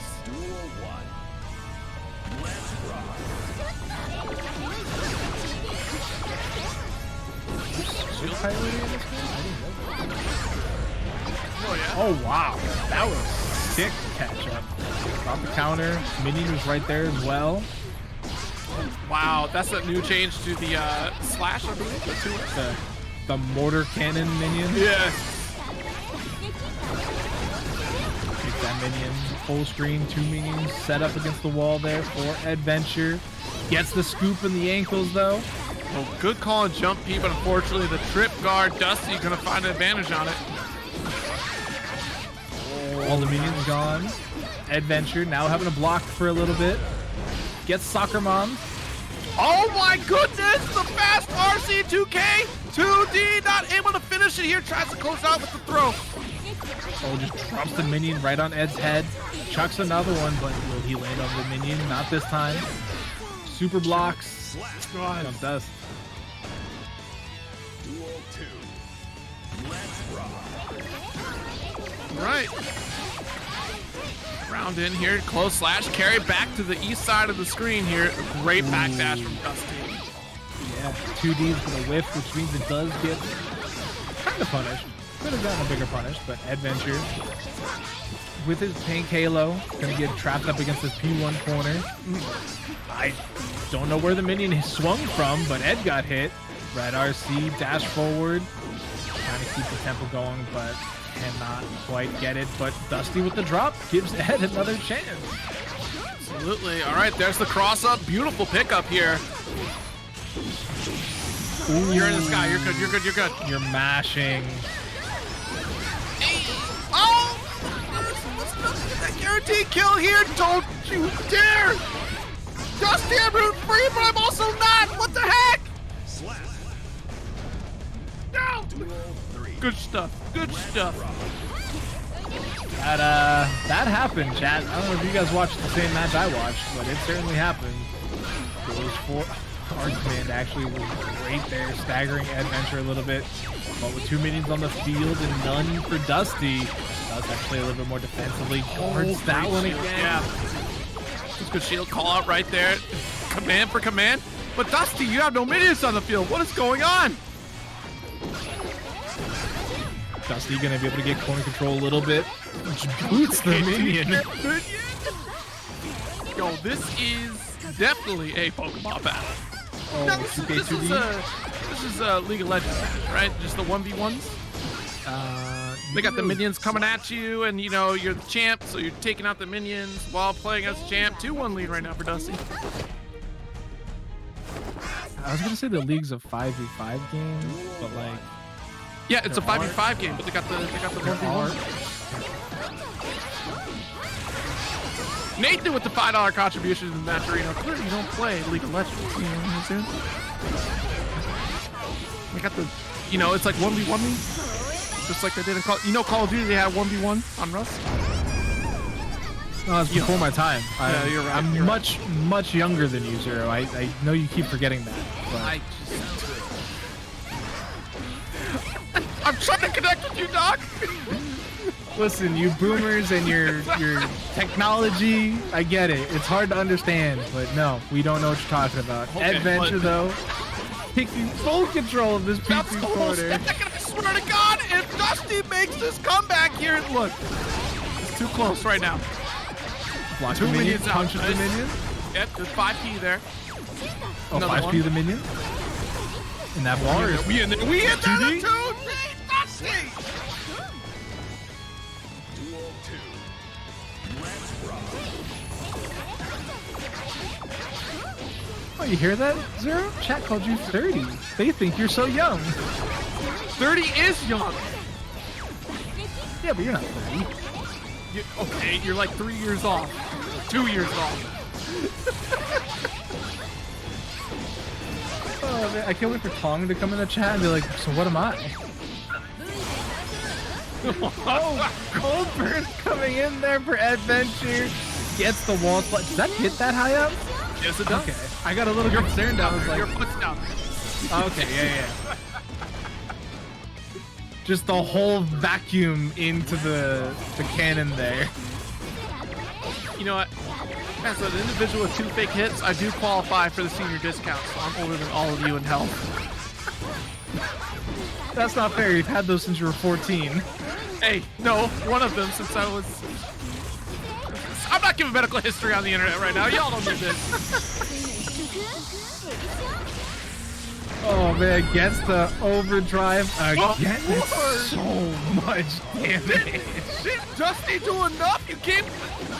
Artsist! Well, you can't... No, you're in the sky. This is a hit. This is a hit. You're in the sky. Oh, and it even got interrupted by the minion drop on top of it. Good.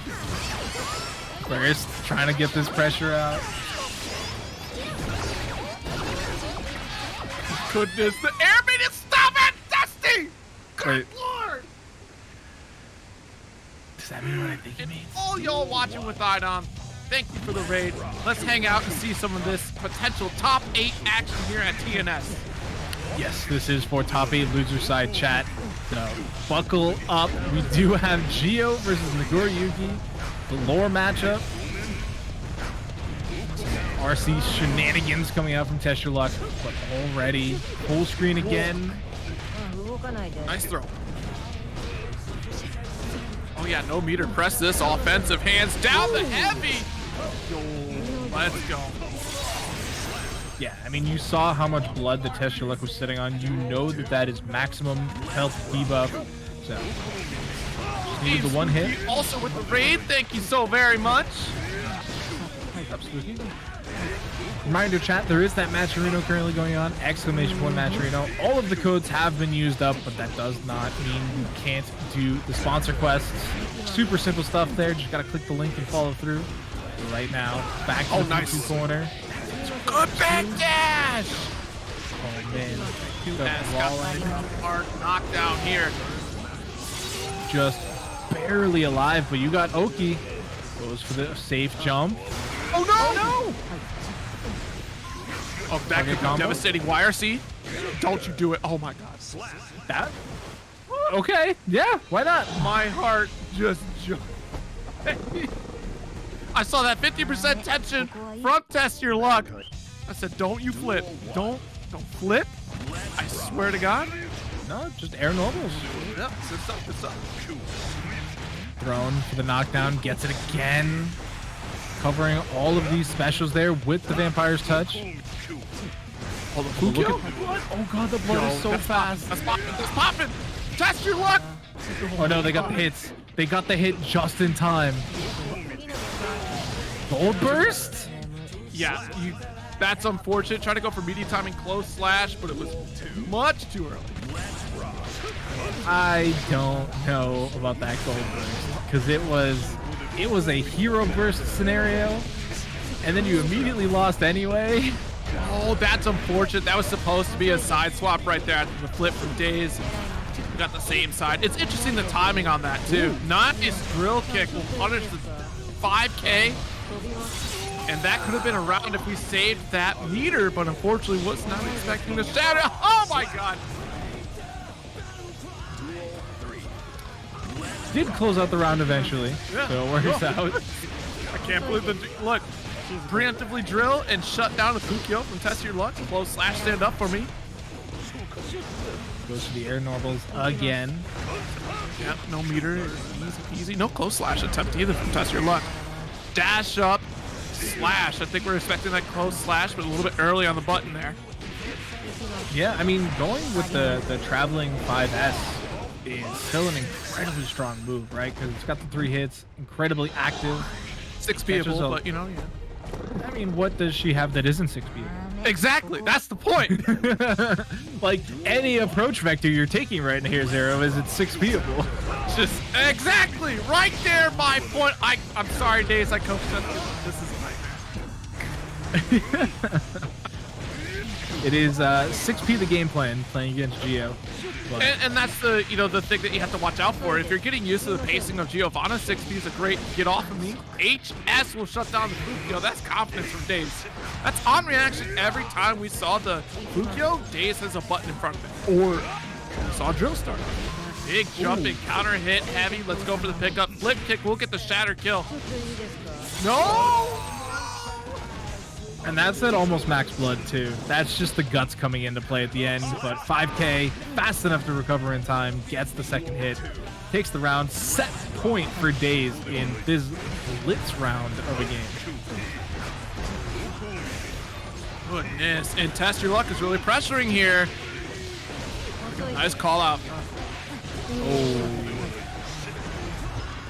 Tough throw whiff there for Daze, but not hugely punished for it. Super late PRC on the target combo there, but still worked out. I think that was a 6 HS startup right there for Daze. Big jump in. Round the piece here. Really? You're still plus? Where are you going? Yo. A little bit earlier there, a little bit earlier. Because, yeah, that could have been a 2S if you're really concerned about timing, or 6P. Yeah, still able to keep this combo round in the corner going. Not dead just yet, but does get the positive bonus. Does get the knockdown Oki. Safe jump attempt. Blocked this time from Testyourluck. Wait, you know that's going to rip. PRC to chase. 2K pickup as well. Counter slash. Yep, good call. Does that work? Yes, it does. Okay. That's a very good reversal timing right there. And that's the gamble that you play against Nagoriyuki. It's that slash series you're kind of fishing for, right? Waiting for that. Between these two specifically here at TNS, NBNHMR been tearing through brackets, been consistently in the grand finals, and Mjkurase, again, basically another grand finalist constant. Yeah. It's NBNHMR has really been leveling up like mad crazy. Like, you couldn't see the levels when this loaded up, but my god. Last time I saw, I think NBNHMR hit level 9,000 or something like that. I think it's 6,000 really, but like NBNHMR is really good putting it on. Kind of need to, right? You gotta understand the changes that your characters go through. Yeah, but the way that NBNHMR has been playing it methodically, like understanding this game, I think is almost second to none. At the time, like not to take work away from any other player, like NBNHMR has been right.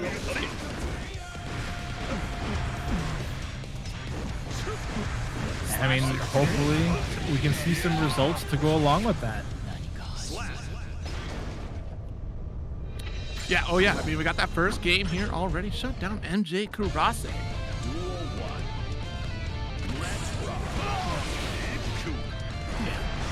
Game 1 in the books, already level 2 in the blood gauge. That is so fast. It didn't even break 92 seconds and we're just careening forward.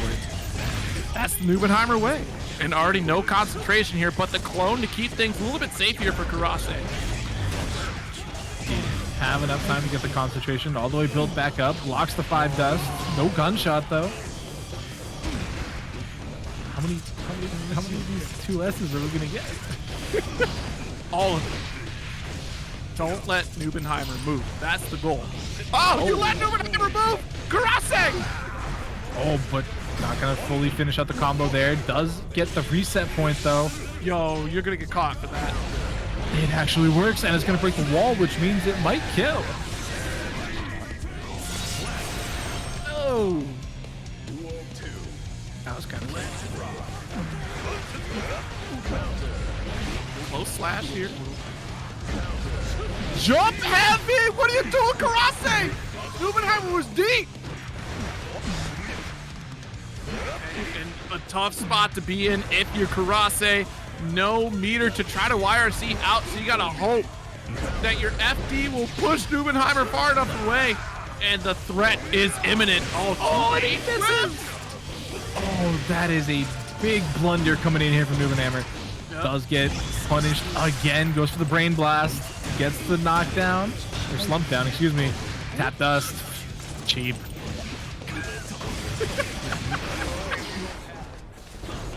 Doc, do you like Happy Chaos? I actually love Happy Chaos. I just don't like Tap Dust. So the thing about Tap Dust is I don't like it from any character, right? Oh. I don't like it from Happy Chaos. I don't like it from Zato. I don't like it. You don't like it from- here or there? You don't like it anywhere?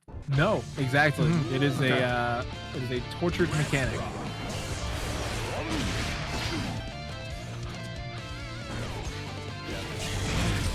Okay, nice. Stagger here. I mean, that's the fear, right? Who's going to pull the trigger faster is definitely going to be Beyblade. What's going to be this time? Nope. That sweep hits so far away. Definitely got to be careful when he's swinging the gun like that. Gets the roll through to dodge out on the normal. Baits the burst. Drops the combo, though.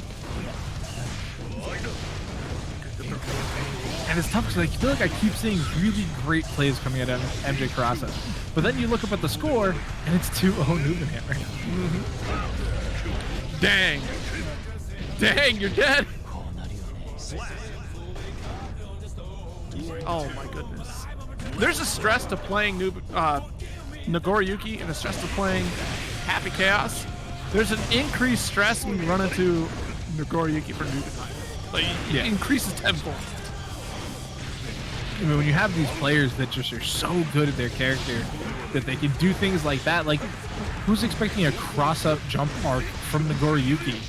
A character that only has one jump. Ain't nobody. Oh, the throw.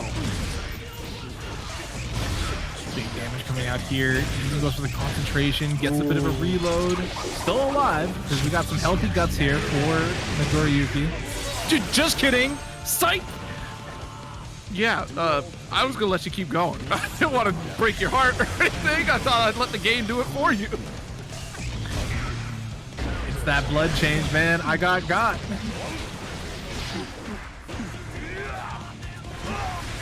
Okay, babe.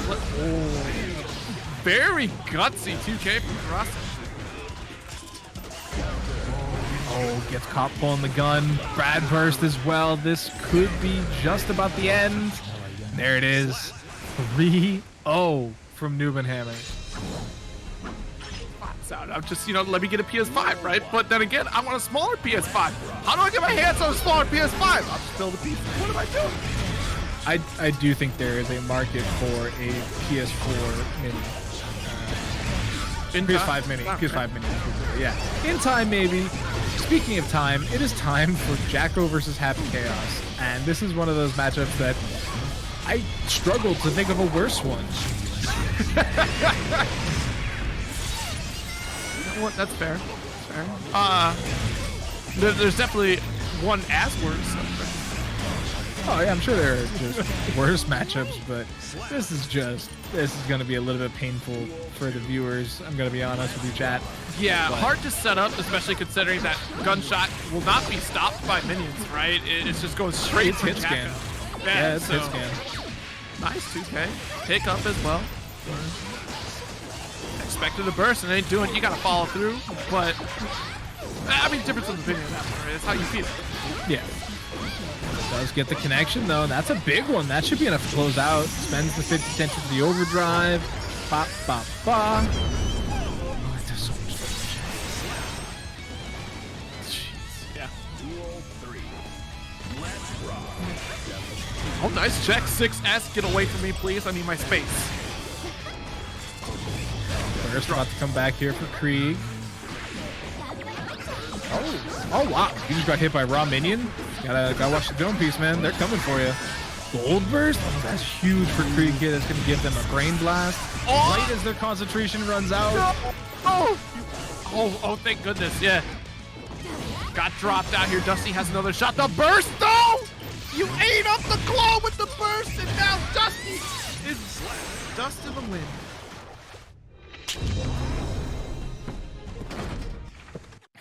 Somebody in chat said that Happy Chaos is 9-1 versus having friends. Wow. That's clever. Do you want friends? Yeah, don't play Happy Chaos. But, I mean, but I then want to again, win. Yeah, don't you want to win? Oh no, he kicked the minion. Oh, but it doesn't matter. Dusty getting the revenge for their friends. Goes for the overdrive. This one might kill too. Actually, no, it's the end of the combo. Holy, that was so bad. The scaling on that was ridiculous. 0. PRC chase down 2K? You're done. Dusty gonna be able to make a comeback. Gets a round on the board.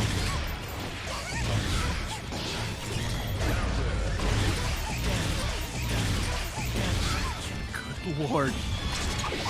Yeah, go for the concentration. Get the hard knockdown as well.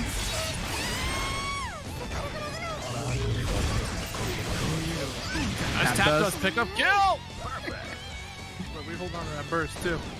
It's cheap. Why don't you just stand up? Yeah, true. Just high block. Look, y'all make fun of Happy Chaos players not having friends. I give you Unisho. Is in a wonderful relationship with Razo. That's good. You know? Anyway, here we do see the approach coming in from Dusty. PRC's the burst attempt. Kreeg looking very strong in this matchup. We've seen a little bit of life from Dusty, but it just seems that the Happy Chaos power level is just too overwhelming at times. Duel 1. Let's rock. Ooh, yeah, that item but minion throw did not go the trajectory we're looking for here. Shot. Ooh. Every bullet from the gun, turning your character into 0 gravity. Bursted. Close slash coming out here. No bullets though, actually, which is the end of that block string, but gets the curse, gets the shot, gets the brain blast. Kreeg. Jeez. Yeah, what do you do at that point, right? You're full screen. You have to hold on to the shots and survive the onslaught of Happy Chaos there. I feel like it's especially tough as Jacko too, right? Because like any other projectile players in the game, minus like Gunflame, you can 2D under, right? You can low profile it, try and close the gap that way. But with the gunshots being hit scan and aim assisted, like you have to use the other movement and crouch block. It's not close enough to that first. You're absolutely right. Dash blocking is so important to try to close the gap against a Happy Chaos player. And some characters a little bit better suited. So we're going to be heading into the opposite side of our bracket, which means we're getting another Jacko on the screen. Solstice versus Eddventure here. It is going to be Ramlethal's turn to potentially beat up on Mrs. Badguy. But let's see what we got here. I heard Jacko referred to as Mrs. Badguy. So it's true, but also... Oh, yeah. It's all love and Guilty Gear. Oh, wait, what? Did you say what lobby Guilty Gear? I said it's all love and Guilty Gear. It's all Oh, love. true. Yeah. Oh, wow, that was a sick 5P on the minion just as it was coming in. Does get trapped in a little bit of a minion sandwich here, though. Solstice did a great job of blocking until the tap does. And here we go, back to the corner. Minions galore. He's that tap dust. See, look, like I said, you stand up, you don't get caught by tap dust. What did I tell you? Yeah, just block. Forehead. Why don't you just block? It's so simple. Don't listen to chat. Well, listen to me for everything else except for that. Yeah, don't block, chat. You heard it first here. Yeah, don't Zero telling you not to block. Please don't block whenever you see me pull. When you see Zero Syndicate on the opposite side of the cab in your tower matches, just give up. It'll be easier for both of us.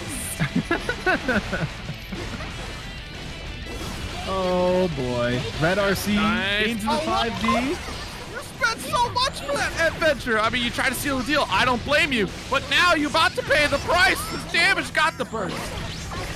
Had to burst it. Oh, the shield. That was sick. That was sick, but it ultimately didn't amount to anything. But I mean, you didn't get the wrist build. You didn't get put in block stun. Mortal Bato murders you. Yo, Eddventure. I need some good vibes headed your way tonight because what is happening to Eddventure? They cannot close it. Is what we're seeing here tonight. They get to the red zone and then they just fumble the entire bag.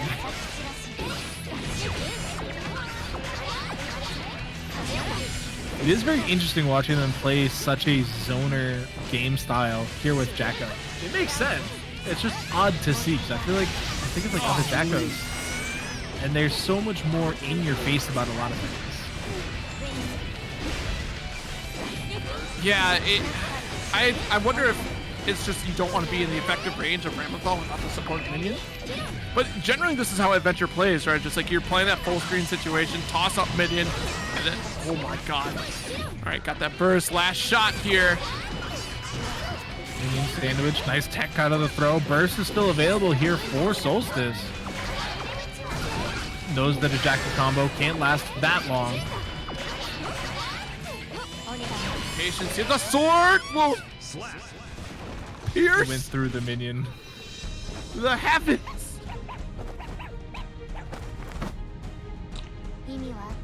Do you think the minion could hold that sword? Come on now. That's a big sword.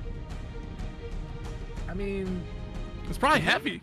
the minion's bigger than the little demons that are holding it in their teeth. So like, Yeah, but they're definitely jacked. Like they are built to lift these swords. But the minions, there's no way they can lift this. It's probably heavy. are the minions gears? That's a I actually don't know that lore tidbit. They could be like mini gears, right? That's what I'm asking. I don't know. Wait a minute. What is Angel and Death on this here? Done for the kill, the damage! That was insane!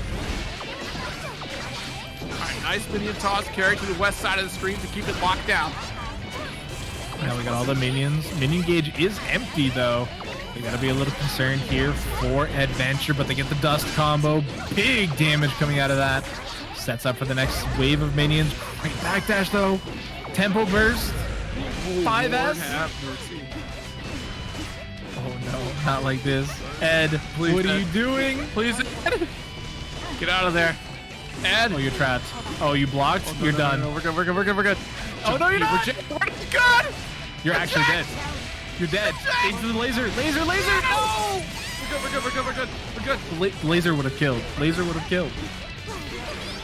YRC Eddventure, last shot here, got the shield and got some space away from Ramlethal. Oh, but all the minions are gone, which means that you have no meter left. Duel 3. Why? Why in the... Look, this is not a way to start 2023. Y'all are robbing Eddventure tonight? We don't need this energy for Eddventure. You know how hard Eddventure has to work? I mean, they're working extremely hard, and it's like the opposite of they can't keep getting away with it. They've just lost. Yeah, they've gotten away with nothing tonight. Oh my god. Solstice just needs one more touch here, tries to draw the line. Minions down, another one down to 6P to close out game 2. Solstice up 2-0. That was a really long game, too. I would be so mentally broken if I was Eddventure, because I'm just like sitting here watching every last pixel round go against me. Yes, I just need one more touch. And Solstice says me too. Same. Gets the burst out here, Solstice. Oh no. Lashing. Okay, interrupt here. Nice sword swipe. All the minions just got smoked. Nice throw tech actually through the smoke of the sword explosion. Hard sight to see there. Nice jail out once again. I'm gonna hold that corner. Huh, I don't think we're recovering. Yeah, we got it. Nice. Out of there. The damage again. The mathematics on that are not adding up. Why is she hurting you so much with that? She does the damage. Puts up the minion. Doesn't get the sandwich this time. Man, these minions are fragile. They do not like anything. They're basically shadow clones if you think about it, chat. The minions Oh, you're are dead. shadow clones? Oh, you're actually dead. Wait, would you say 0? I was too struck by the damage. So you think the minions are shadow clones? Really, they act like shadow clones, right? Like, they attack from afar, they explode in one touch. No, they're like doubles ability from My Hero Academia. True. Yeah, that's a good point. Done! Got that hard knockdown. Big damage. Oh, the caution here from Eddventure. Not even going to get that set up. Bursted. Oh my god. Great IB. The IB is what set that up. Had that been just a normal block, there would have been too much pushback. Because it was the instant block, there was so little pushback that they were still in range for the throw. Yeah, very good timing there from Eddventure. The cross up here, Solstice bursting immediately. Shield. Don't forget about the scissors. That's happened twice now. Oh, Daro actually gonna whiff, which gives big damage over to the side of Eddventure. Sets up with the minion on the cross up. Gets immediately smacked. You know, big call out here is that scissors setup is that every time that Solstice has been taken to the skies, they've been using that scissors while falling. It'll shut down that 6B anti-air option and also clear off this. Is that enough? I think it. Oh no! All right. Didn't get the wall stick, but they just followed it up with another dust, and so Eddventure finally get a little bit of something to go their way. Nice. Just get the minion the boot. She's 5P, but it allows Eddventure to make that approach. Nice knockdown minion set up to follow. It'll work. Scoop. Oh, interesting enough, it did not break the wall. We'll back this a little bit right there. Oh, the clash goes the way of Solstice. Red RCs to keep the tempo going. Changing up the way they air approach. Oh no, you got popped by the sword, you die! Nice. Red can you pick it up? RC. Yo, that was... Ah! Run away! Just Eddventure closes out to tie it up 2-all. Shenanigans right at the end of the round. That was the Scooby-Doo. It just y'all know the sound effect if you watch Scooby-Doo. If you didn't, then Before my time, Zero. the Hanna-Barbera cartoons, they all had the same sound effects. Hannah. It's Hanna-Barbera, Zero. What? I said Hanna-Barbera. No. What? Hanna-Barbera. Yeah, Hanna-Barbera.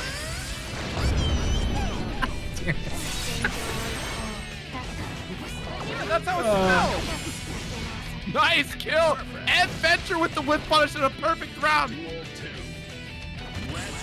Set point for Eddventure somehow at the end of the day going for the reverse 3-0 after Don't getting... reverse this. There's a throw.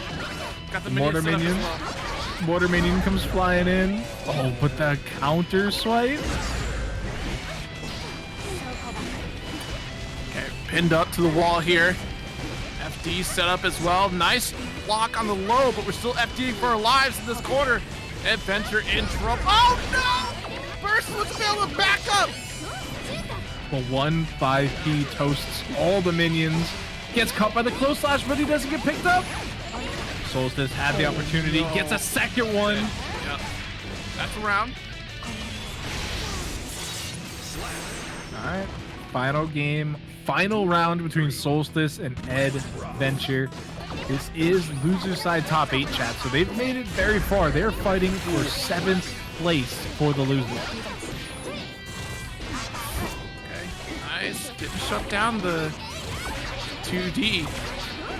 That's a good victory there for Eddventure to hold on to this corner position. Goes for the offense. Oh, big jump from Solstice. Wow. So difficult to try to go for that anti-air. Okay, lockdown once again. And last round, this exact same position for Eddventure. It was unable to get out. The more risk you hit, the more potential you build. But we have burst. Not going to be able to use it here. This is a light shatter. No hard knockdown.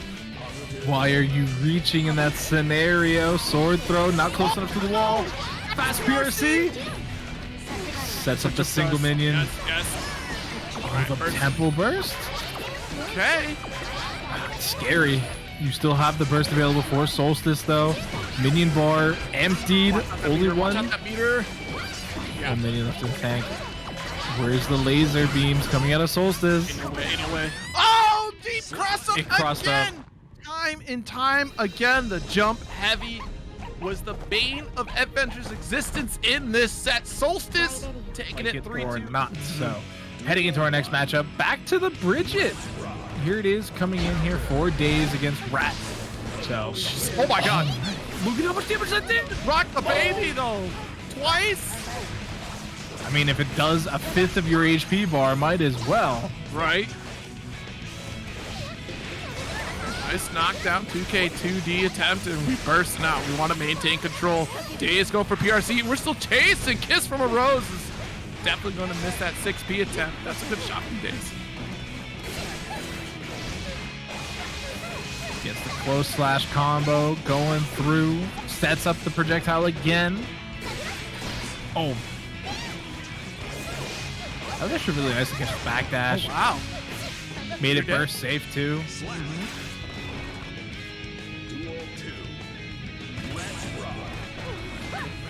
Daze right there.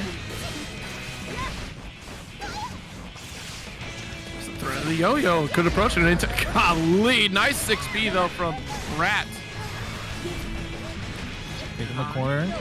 So you do have to be careful with Millia in this matchup though, because there is that meterless DP option from Bridget. And it can interrupt your sequence if you're trying to really get something going, but it's, you know, double-edged sword, right? Like as Millia, you have so much mobility, so much movement capability that you can bait something like that out. And right now you can see Rat is kind of playing without fear of it until Daze shows it as well. That was kind of tough. Jump out of there. Kiss from the Rose. Again, BRC pickup with the jump slash. Sends the projectile, takes the corner control again. Close slash, close slash. Oh! Close slash just raw? You can't let them get that.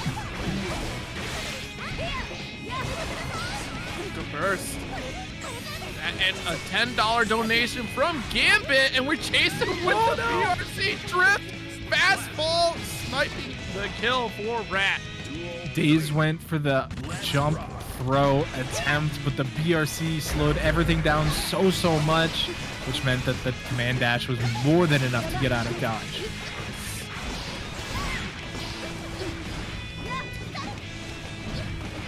Let's go jump heavy slash cross up. Wow, really nice IBFD, excuse me, to buy some space there. Rat taking a ton of damage, forced to burst. So that is it for this game here, burst-wise. Gets it again. Is this enough? No. Wait, yeah, no. Nice 2K2D setup with the disc once again here, and oh boy. Guessing game begins. I don't want to deal with the left, right. I'm going to YRC out. That's such a risky YRC too, because of the projectile being set up. Rat could have just blocked. they didn't need to potentially challenge more on top of the projectile they had already set up. But it works out for Daze. They get the chase down to work perfectly in their favor as well, and they're going to be able to take game 1.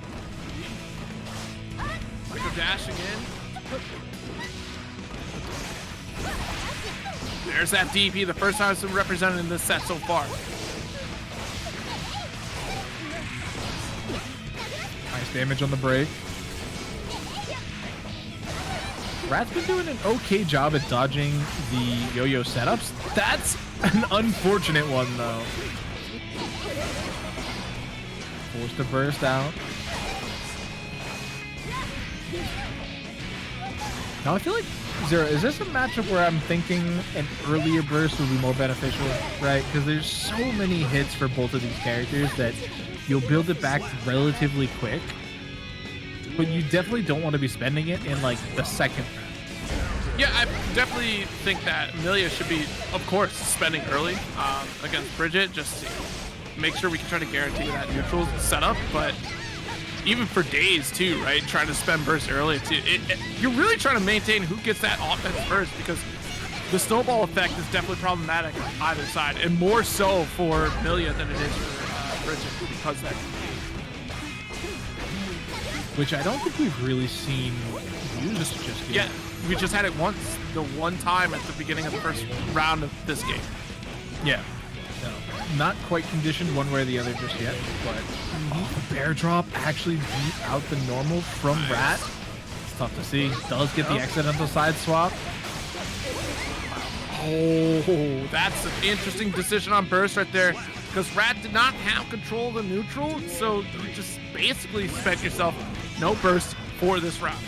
And hopefully your defense is great, that you're going to be able to carry it. The kiss from the rose, though. Oh, great 6P.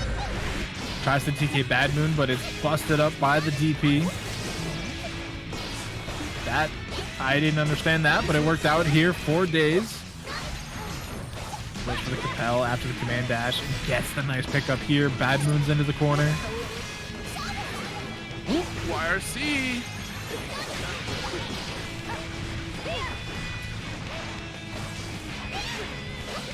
Okay, nice challenge for Jump B. Hold on to this corner position. Great close. Yeah, once that projectile came out, there wasn't really anything left in the tank there for Daze, and Rat takes a fully great advantage of it, dashes forward, gets the hit, able to confirm it into the overdrive there for the game win, ties it right back up. Duel 1. Let's rock.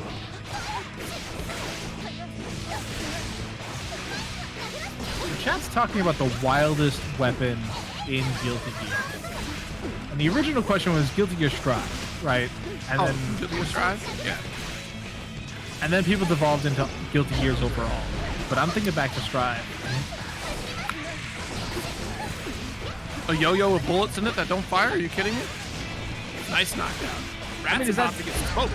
Is that more than like Hair or Shadow Demon? Like more crazy? I feel like Hair has to be towards the tippity top.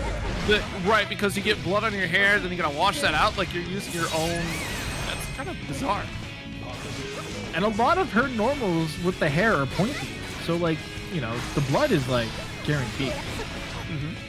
But also like, Rat is she actually sheds surviving by the skin of their teeth too. I just want to call out, like, we are missing. oh, they jumped over the mix, chased it down. They didn't confirm the hit, and the air throw from Daze that time gonna work out. The coffin doesn't have an alien in it. I don't know what y'all are talking about. There's no alien in that coffin. I don't know. I feel like if I got hit by a coffin, whether it had an alien in it or not, it would still be less weird than somebody stabbing me with their hair. Chat, you gotta be honest about these things. Did you stab me with your hair? I did. What's wrong with you? What's wrong with this connection? Here we go, speed up. Speed round, chat. Good lord, do you see all that corner damage? What? Danger mode activated here for Daze. Too much backdashing. Oh wow, the left right coming in, real factor there. How to stop from Atlanta is so true. Because air is a weapon. You're wild for that one. That was ridiculous. Don't say that ever again.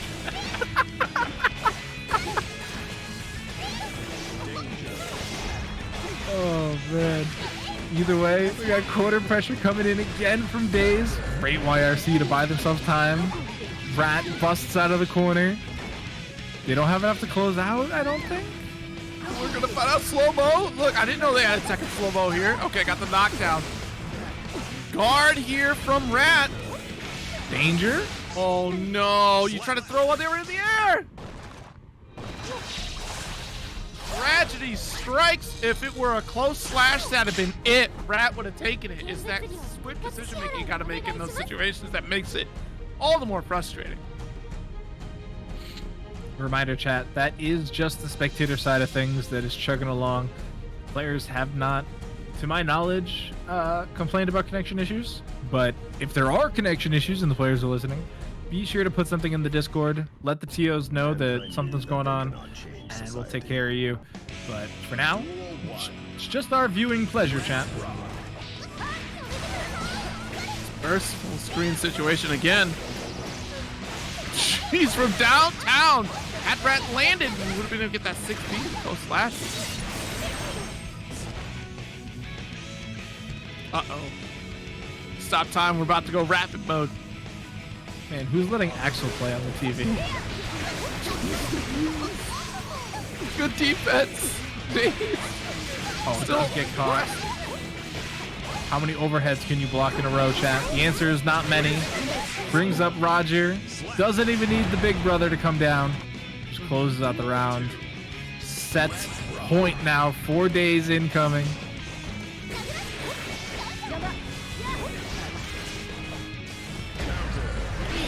Good jump shot. Hair card. Super negative on block, so we gotta be careful with that one. Sets up some offense in the corner here. Command dashes out. Check right there in the corner. Cart's on over. Oh my god. Look how long Daze set up that recall for the counter hit. That's wild. Daze 3-1 victory over Rat. That they cannot change. Duel 1. So here we go. We got that Mjkurase up against Solstice. Now, these two have definitely played against each other before as well. Oh, baited the burst, but was not ready for the punish. Was too busy thinking about the punish. Ooh. Not sure about that drift call right there from Mjkurase, but it did pay off for a moment. Oh, serious, nice counter hit. Big damage coming out of that combo there. Sets up some more pressure with the sword throw. Gets the 2K. Just exploding the health bar there. Oh yeah, absolutely. Duel 2. Let's rock. Jeez, no, speed up though. In chat called Kai useless. Character's OD. Look, the rule of thumb is every character in Guilty Gear is bad, okay? Okay, right. Everyone's bad. Except Happy Chaos. Unanimously Happy Chaos. Alright, but see, that was actually a smart clone setup right there because it forces Solstice to contend with it, and Mjkurase gets to cheekily load up on bullets and refresh the concentration. And again, like it's much easier said than done. I know I keep saying it, but like resource management on both sides is important in matchups against Happy Chaos. To watch where you're at and to watch where the Happy Chaos player is at between bullets and concentration. Yeah, I mean, when you think about it, every single Guilty Gear player has a minimum of 3 bars to pay attention to. Technically 4, actually. You got the health bar, the burst bar, risk bar, and the tension bar. Now you bring in the Happy Chaos players, they have an additional 2 bars to pay attention to. They have the bullets and concentration, both separate interactions of bars. Here we got the laser, big damage combo here. Gonna go through the wall at the end of it as well. Look at that damage. Pull up the gun, carry over to the corner. This is Ken color Happy Chaos. How about that? This is Violent Ken. Quite literally. Violent Ken. We won't spoil Attack on Titan, and we're back into the match. Oh boy. Happy Chaos versus Ramlethal on the screen happening now. Some more tap dust action. Blocks the second one though.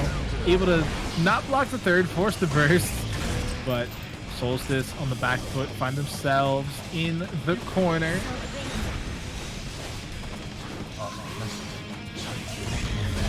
Lockdown again. Nice concentration set up here, but low on bullets. And that's the opportunity to come in, but we're down a sword, so it makes it a little bit difficult. Nice. Kick up here. Crap. I don't think this kills though. With the wall break? It's close, but you're right. Not quite enough at the end of the day, but it does give you safe jump Oki. Right. So you always have to be careful against Happy Chaos. Nice jump, Pete. Shut it down and try to maintain this corner once again. Great interrupt on the Rekka there as well. Gets themselves out of the corner. And Mjkurase showing some really great knowledge checks in this matchup. Oh, serious goes for sword throw. 6P, no escape for Mjkurase. Solstice jails out with jump P again. And gets the combo afterwards. Insane.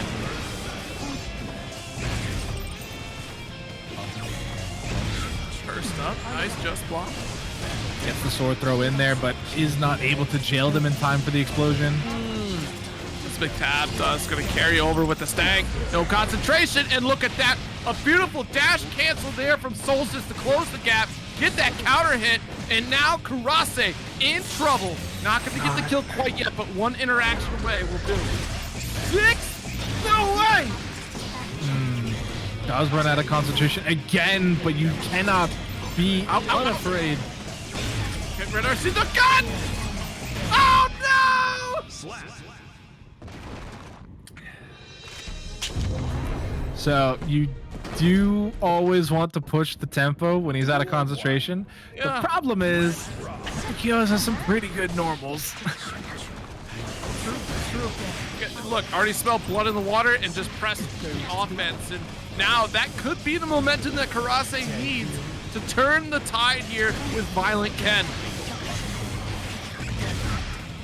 Street Fighter 6 Ken. This is making Ken a gun in Street Fighter 6. We don't know yet. The story's not released. Oh my god!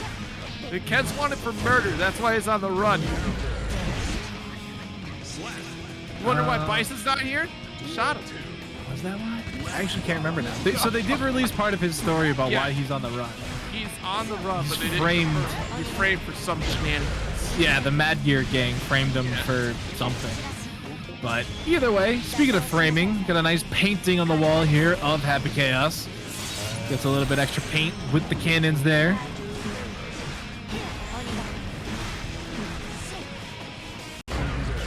Oh no, the Goomba stop. Full concentration, got the stank out. Alright, nice, JP. Bro. Oh, your Gunzo actually locked on target. Gundam Wing Zero will close it out. Set points now for Solstice. Going to be looking to make it one less Happy Chaos here in top 8. But still has a long way to go to get to that point. And a lot of health bar between them and that set. So right now they're getting chipped away by these gunshots. So brutal. 2S, 2K.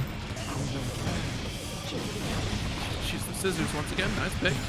Gets the close slash. Can't block the YRC though. And they actually lose the sword because of it. Jeez, where do you think you're going? Nice jump P again. The reaction from Solstice, so quick to lock things down in terms of the airspace. Again. Tap dust into the RC, but they actually dropped the combo after the close slash. Okay, we got the sword to back it up here and a Mortal Bato to wrap up the kill. Great stuff at the end there from Solstice. Favored. Duel 1. I think either way that you cut it, whether it's Gio or Bridget, it can do pretty well in this matchup. Yeah, I mean, I think the biggest hurdle will be trying to, was going to be trying to dissuade the minions, but honestly, if you could just chuck a yo-yo through all of them, I really don't think you have any problems anymore. Yeah. And then, especially like this corner pressure, we've seen Jacko struggle with it all day long, whether it was against Jacko, whether it was against Heavy Chaos, whether it was against whoever. Once you get trapped into this corner, it is GG's. Yeah, and the other absolutely horrifying thing in that corner is Daze is threatening with the yo-yo and doing nothing with it. Just letting the yo-yo sit there. All right, if you move, I might recall this yo-yo. Or maybe it's not a recall. But, what am I going to do with it? It's magic.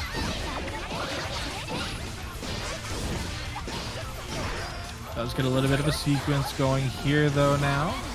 No burst available for either player. That was the touch. That was what they needed. Didn't have the power, huh?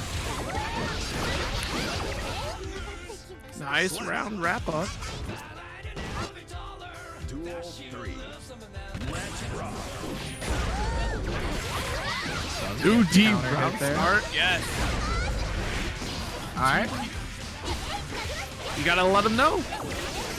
And we're coming on in, shuts down the minion, trying to anti-air, and Dusty just a little bit too far away to try to hit the mark. Bridget just full on body tackled that minion into nothing. DP's out of the problem again. Starting to really showcase that as an option. That could have been a throw situation right there. Whoa! 6P! Dusty paying attention to the movement options here of Daze. Is that too far away? Or was it just there? It is, in fact, in time. No kill. Yeah, the wall was too far away. Yo, not like this. Don't hold on to the Eddventure curse. Wait a minute. Is it the Eddventure curse or is it the Jacko curse? It could be the Jacko curse. You're right. Okay, Daze. Going down. Sleeps too much is the thing. We need him to work more. Yep, that's true. Tong is, always asleep. I don't believe you for a second. Tong always sleeps. Oh my god! 16, the bear drop again, immediately into the overdrive.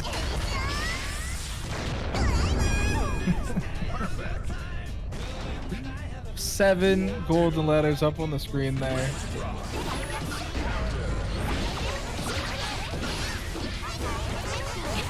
Nice. Stagger.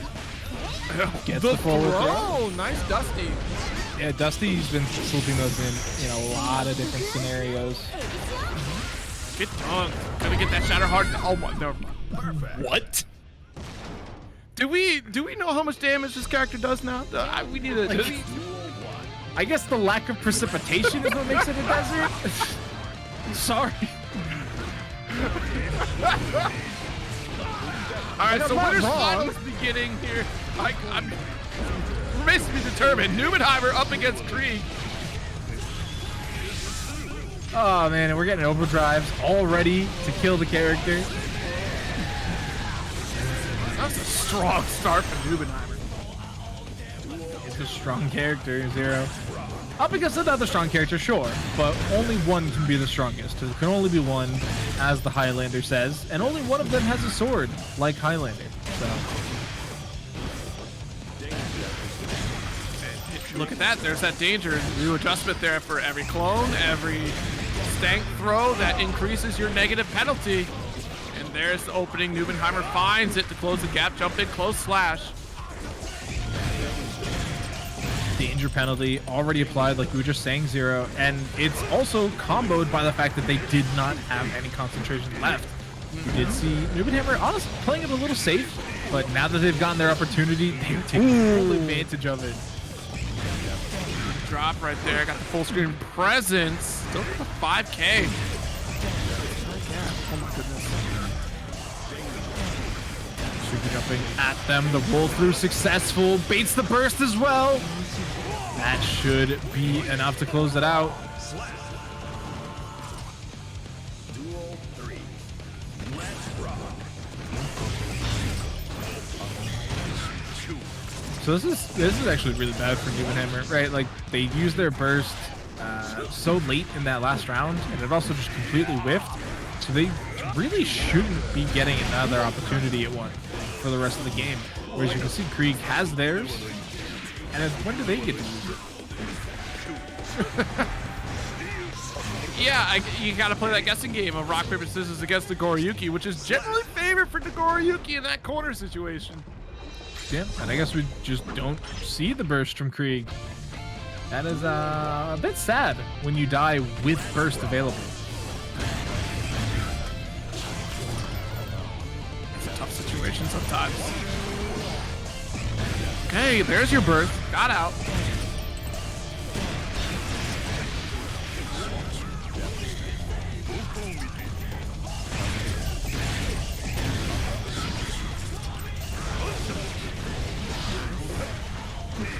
Slash pressure once again here. 5K. Kreeg trying to push their way out once again with that wire scene escape, but there we go. That danger presence again. Look at that. It just really creates a different dynamic. Like, yes, it is still a threat from Happy Chaos, but then it creates a different type of tension when Kreeg has to play that runaway game. Red RC pickup will grab this kill. Slash coming through. Nubenhammer on their way to yet another victory over Happy Chaos. Oh, bit of a speed up there. Look at the damage that can come out from just a couple. It's actually disgusting. I'm actually disturbed.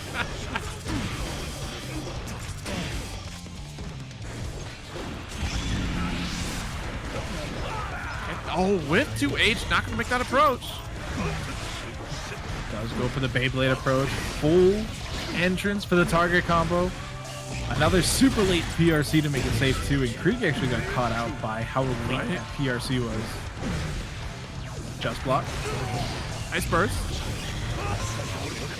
Oh no! You got caught with the gun out.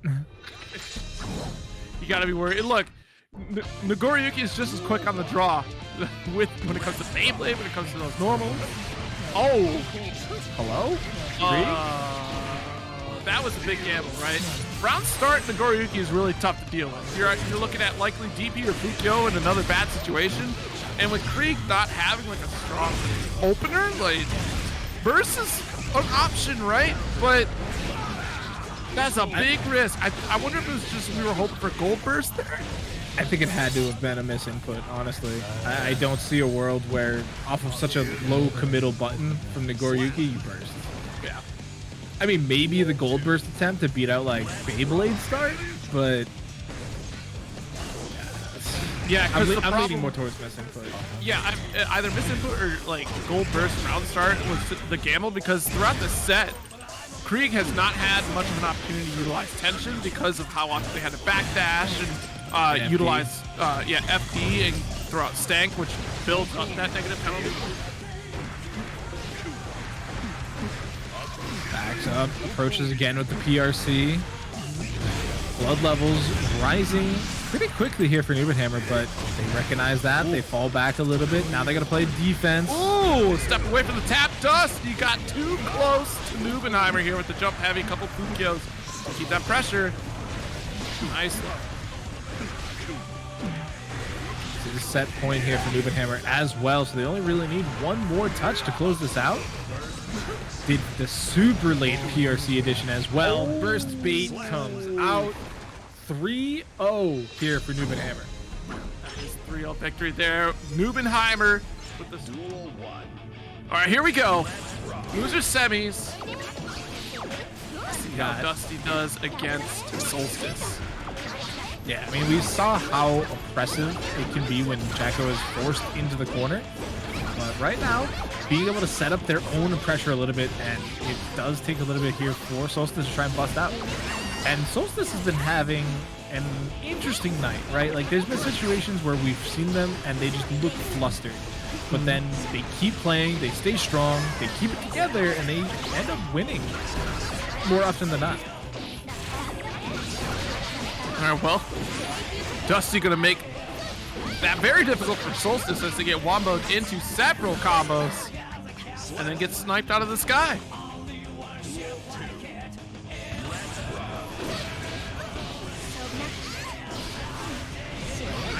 slash dash up here.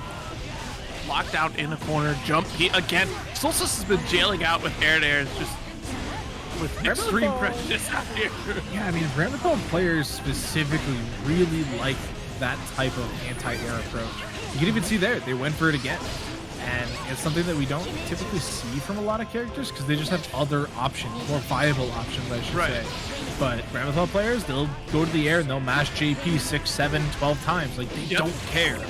Well, and that's simply because it's fast. It's a really strong tool to keep the opponent locking all the way down to the ground so you can follow up after the fact. It immediately, like, again, jails out, right? So you don't have a turn all the way down to that ground. Yeah. So you get the gold burst coming in here from Dusty. What can they do to set it up? They are one overdrive away from taking this round, but they're also one touch away from losing it. So they do set up the clone minion. They do set up another one. Punches it forward. Gets the air to air. It's going to be a bit of work here. Solstice trying to hang on to that burst as long as possible. Nice pick up with the trip guard. So it does mean that they'll carry the burst here into the final round of game 1, which is pretty important, right? Because if they'd spent it at any point that last round, they largely would not get another one. Right. Whereas, you can see on Dusty's side, they used theirs in the first round, and they're very close to getting theirs back again. And that's the gamble you take, right? Because if Solstice would have spent it in the previous round, like you said, wouldn't have for this one, and you want that emergency option because Jacko is such a difficult character to deal with when she gets rolling. This Daro series, though, going to chase that backdash from Dusty.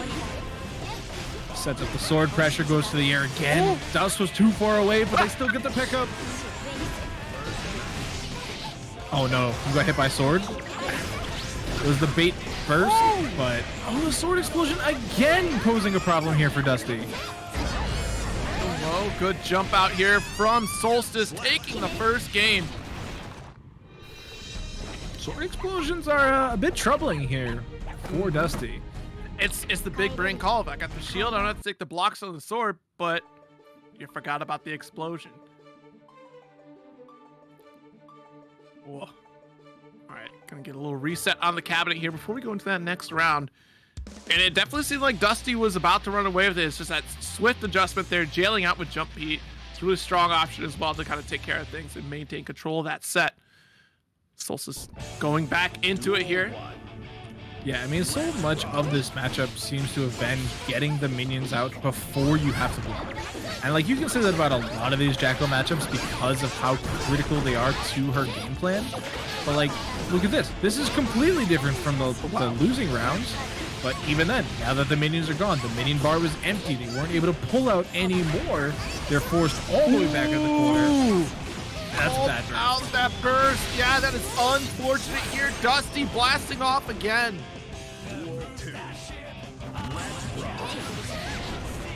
This is her round start here. Solstice maintaining that control. This is a really bad look for Dusty. That 5K sniped from so far away, too. So, does get the positive bonus. Didn't get the Oki, but largely hasn't been needing it. And I mean, even there, the trade. All right, maybe that didn't work out so much for Solstice, but no. All right, there's our burst here. Solstice trying to run it. Nice block there. Hey. Sheesh. Solstice taking game 2. It was just a prank. Wait. Oh my God. It was just a joke, man. Just a joke. Not true. Not serious. Got a little bit too close there, throwing out those minions, and that's with Immortal Bato range, and it would be a shame if I let that rip. Yeah, 50%. Always remember too, Ramlethal, 50% tension. You gotta watch out for that type of scenario. I was gonna say, I got this 50 tension and it's burning a hole in my pocket. What am I supposed to do? Not more Turbato? Ramlethal doesn't save money, she spends it on burgers. I mean, who wouldn't given the I would like a burger right now, I'm not gonna lie. I went to Maine this weekend, had a fantastic burger at a lobster place. It's delicious. Wait. Alright, we'll have to talk about that later. That doesn't make it. That's not adding up, but Solstice here on the defense. Does finally get opened up there by the Jacko, excuse me. But forced the burst. Gets opened up again, but the sequences, they don't last. Good close slash pickup. Okay, and unfortunately, Dusty maneuvered themselves back to the corner, so trying to get out of it, they get scooped up by Solstice, and Solstice with the meter here, not the full carry. Gold burst! Dusty does not want any part of this. I don't blame them. Red RC's just to get the minion out, but the YRC countered by a YRC. But now that there's no tension for either side, which means there's no FD really available here, as we are going to see some offensive pressure being put on here by Dusty. Keep that pressure going. Oh my god, no, jump flash! No, you're dead. Nope. Nope. You're done. So it's a Jacko curse? I think it might be. I think it might be a Jacko Jacko curse in 2023? We'll have to wait and see. This is the first tournament of 2023. So, for at the very least, it's a New Year's curse. Might not be a 2023 curse. We'll see, we'll see. Too early to tell. I still haven't seen the patch notes for 2023. You think we're going to be all right? I don't think you get those. God, no. Look at this pressure being applied. The flag is over, but the wall is done as well. Okay, we closed it out. Dusty got the closer there, so round apiece, but still Solstice on set point.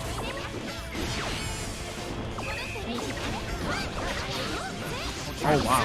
Be that minion, but unfortunately minion was too far ahead. And Brooks the Book with the $30 direct contribution. Thank you so much. Very appreciated there. Whoa, no! That's a great pick up there from Dusty. Takes his corner control. Soccer kicks him into the moon. Good throw, and that wraps it up. Your first game for Dusty. Staying alive here in the losers semis. Does not want to give up this tournament so easily. I feel bad for Jacko players in this bracket alone. They're working so hard. That mental endurance, insane. I don't envy it at all. Like, this is a nightmare scenario for both Jacko players involved here, but they're still fighting strong. Dusty trying to take on this game 4. Yeah, I mean, people talk about it all the time, but like tournament endurance is a real thing, right? Like, we've been here, the stream's been live for just about 4 hours now, and like everybody knows that they can game for 4 hours. That's not a problem. But playing tournament matches for 4 hours, different beast entirely. High pressure, rapid decision making for 4 hours straight. Oh man, it is stressful. Just like that, the minions are adding to the mental stack of stress here for Solstice. Does get the side swap sandwich.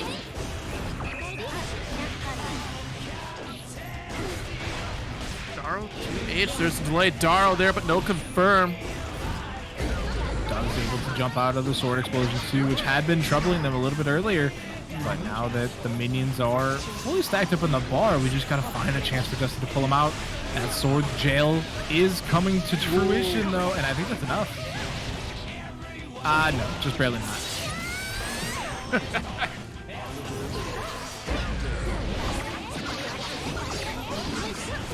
That said, Dusty's back on the offense. Does have a minion.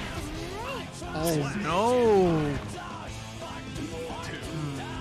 Jump startup maybe, because there wasn't a counter.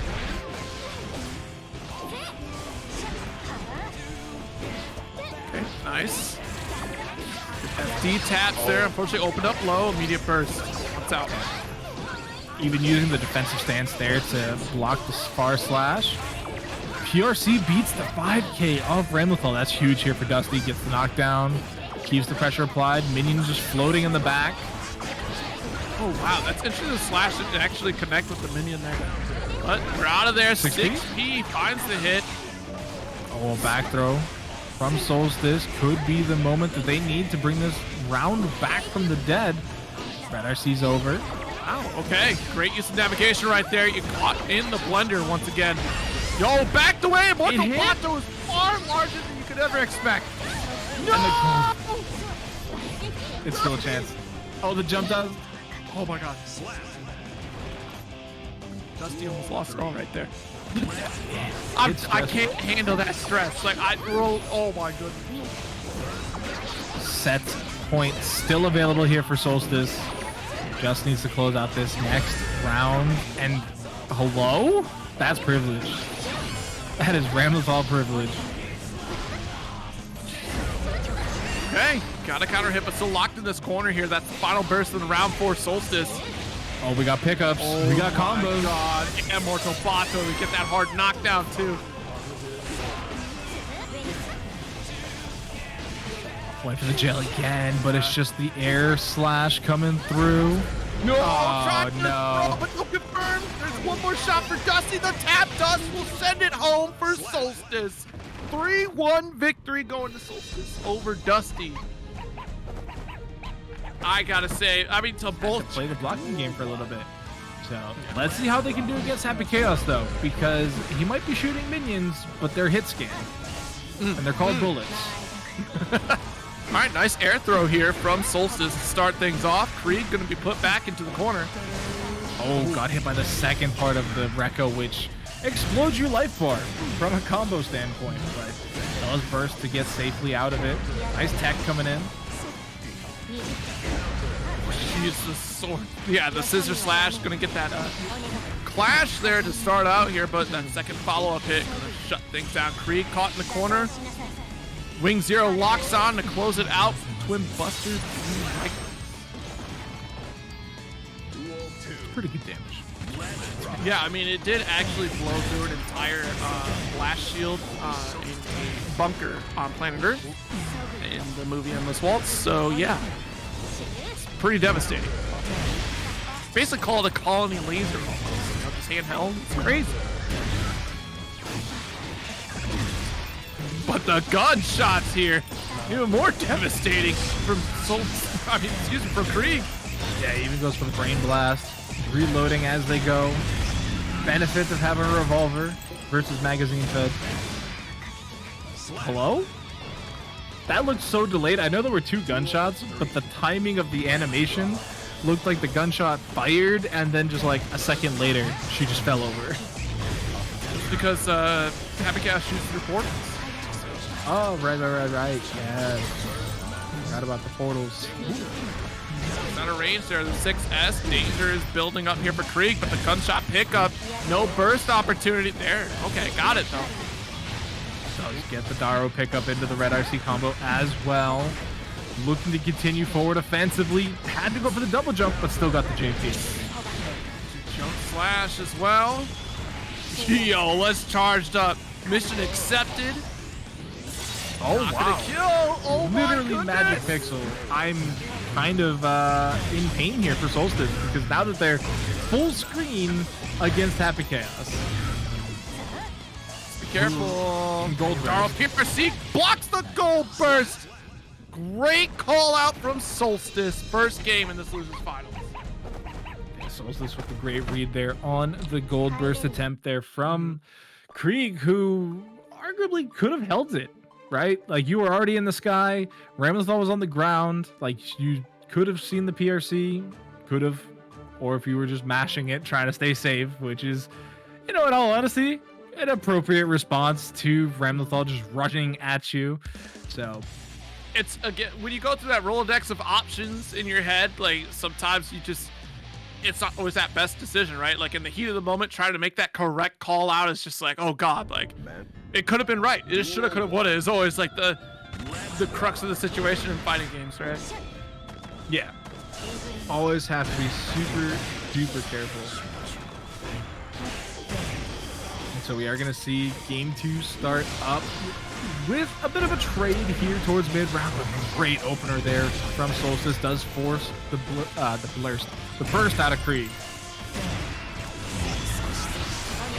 Oh, shut down the Brain Blast concentration.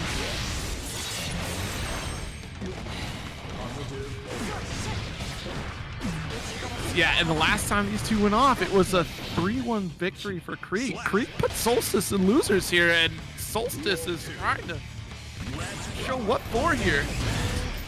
Doesn't want to have to deal with the shame of the double jeopardy. wants to just take this game and move forward. But right now, they're definitely playing like they deserve it. They are crushing this Happy Chaos right now. More Bato. Through the wall we go.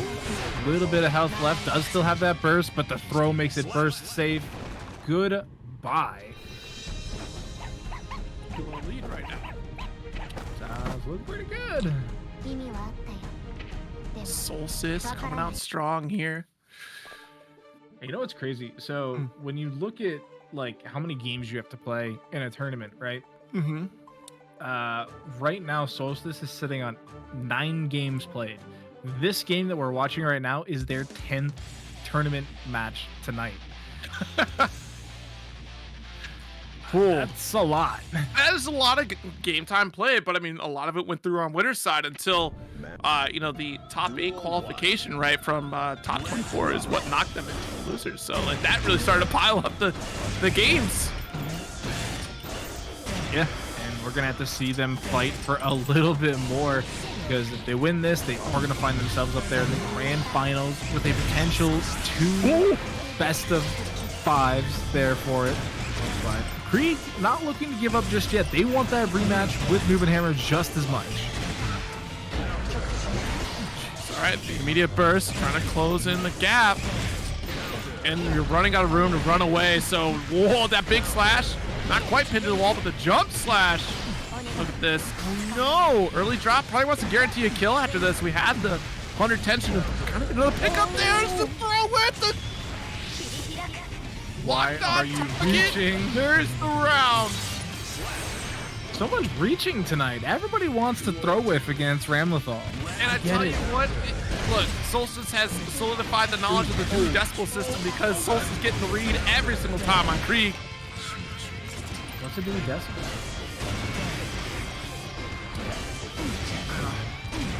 You'll find it in the book.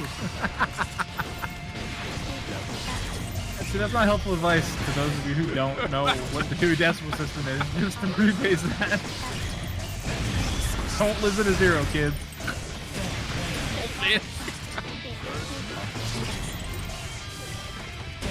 Oh my goodness, gonna hold on. That could have been, that was a crazy anime air right there, I tell you. Sitting on a pixel, not gonna be enough. Oh, I like this interaction from chat. Someone goes, is Solstice drinking Monster? He'll be fine. And then someone goes, his heart won't. Big Ammo has been championing Monster the entire tournament. Don't give Big Ammo what they want. This is a Red Bull family. No bullets though. Big counter hit, forces the burst. Yeah, and stay right on top of the clone. Yeah, that's really smart to stand on top of the clone because if Solstice overextends, getting that opportunity for Kreeg to make that punish here. Kreeg trying to put a game on the board. Good standing up to block the dust. Well, there's that PRC drift. These blocks from Solstice. 5K. 5K again. Into the counter hit far slash. We got full combos. Oh, but we got a Barre. You're a freaking animal. What is wrong with you? Ah! 5K. Oh! You ever been put in a situation where you hurt somebody and then they're like, I will press a button anyways? God! It kills me! Back into it we go.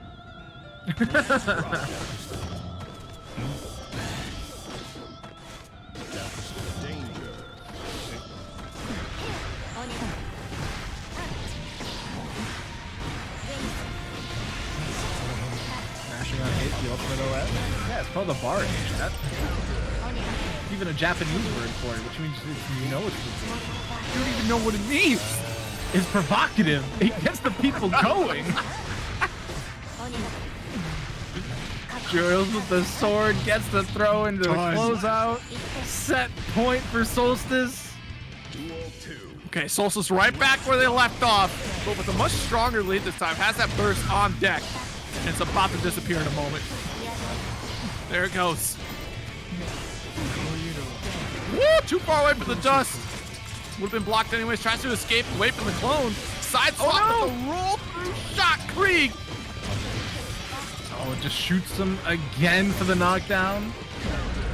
Tries to set up the orb of defense. Solstice finally gonna bust out. Bop, bop, bop. RC, do it again. Jails with the sword.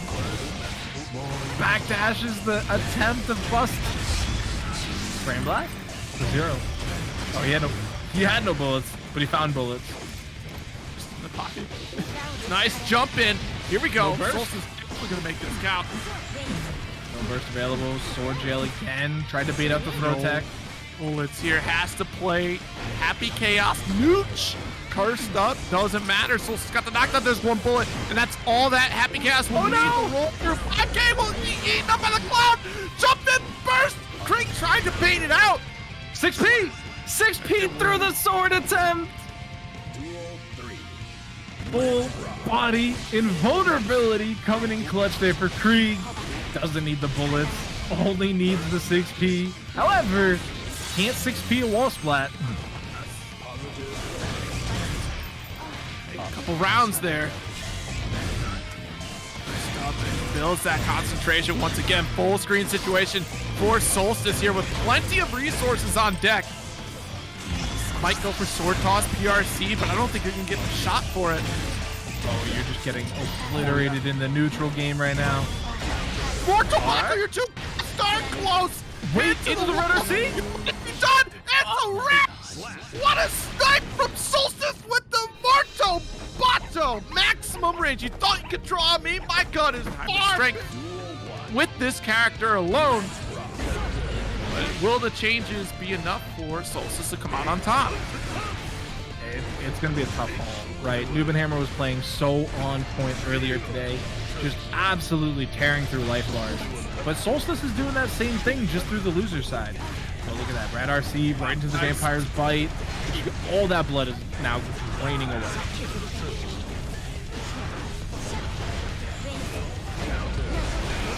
Great interrupt on the Beyblade too. With throw, is still gonna get that jump key punish.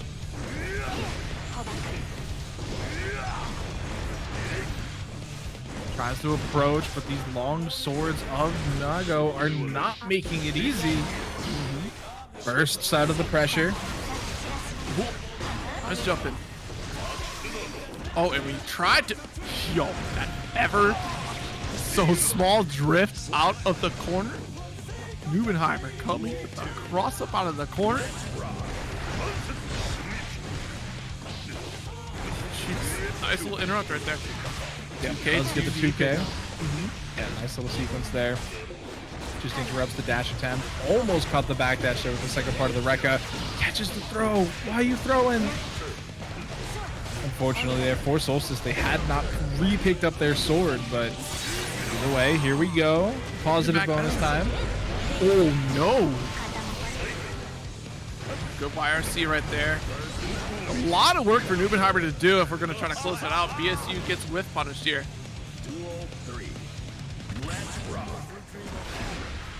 Backdash round start here for Nagoriyuki. Fukyo with 5P anti-air, no pickup with that. Oh. Faster sword wins out in the end. Nice.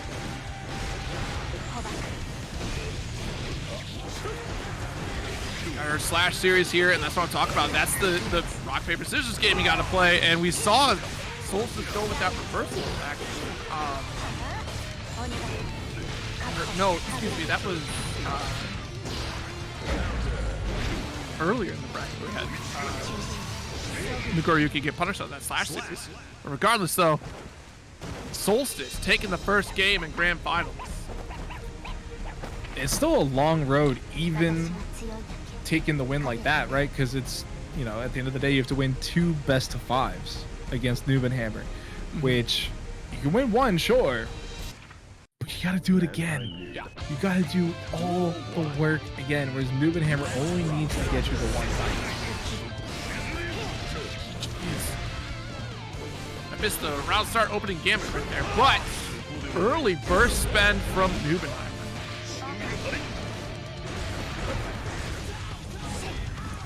No need to really hold on to that if you can just get the tempo back in your favor, force the issue into the P1 corner, take full advantage of this range. Couple flashes here, wrap things up. Good round for Nubenheimer. Make that burst worthwhile. Fukyo back, round start, interesting. Okay, the course correct still. Nubenheimer able to make that adjustment. That's great situational awareness. Oh my god. Target combo again coming through, followed up by the PRC. There it is. Just maintain the crouch block too.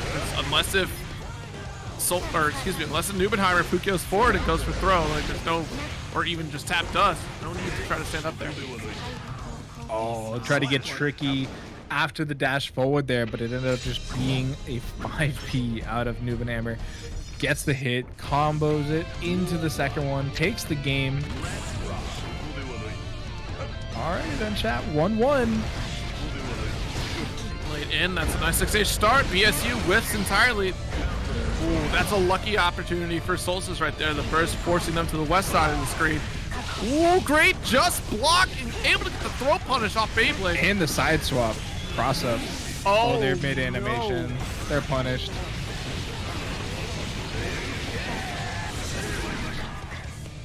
Reset the neutral, get off of me, please. That was risky business right there too with the Fukyo. With 50% tension, Solstice could return the favor. Oh no, what was that? They got caught running around. At the speed of sound? Did they have places to go? There's probably a burger joint that's missing their monkey, but yeah, they'll probably have to follow Ramlethal there on that one. Yeah, Ramlethal will find him eventually. Whoa, no! 2K coming out of Ramlethal there, just enough at the end. 2D start 0 against Nagoriyuki. That is great.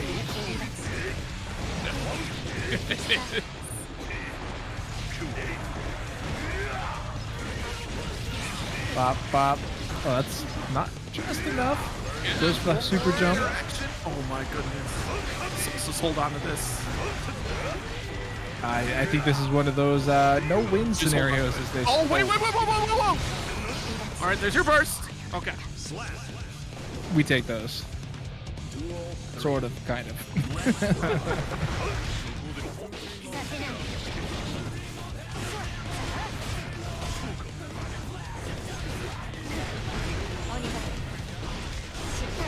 Nice. Daro series, red RC.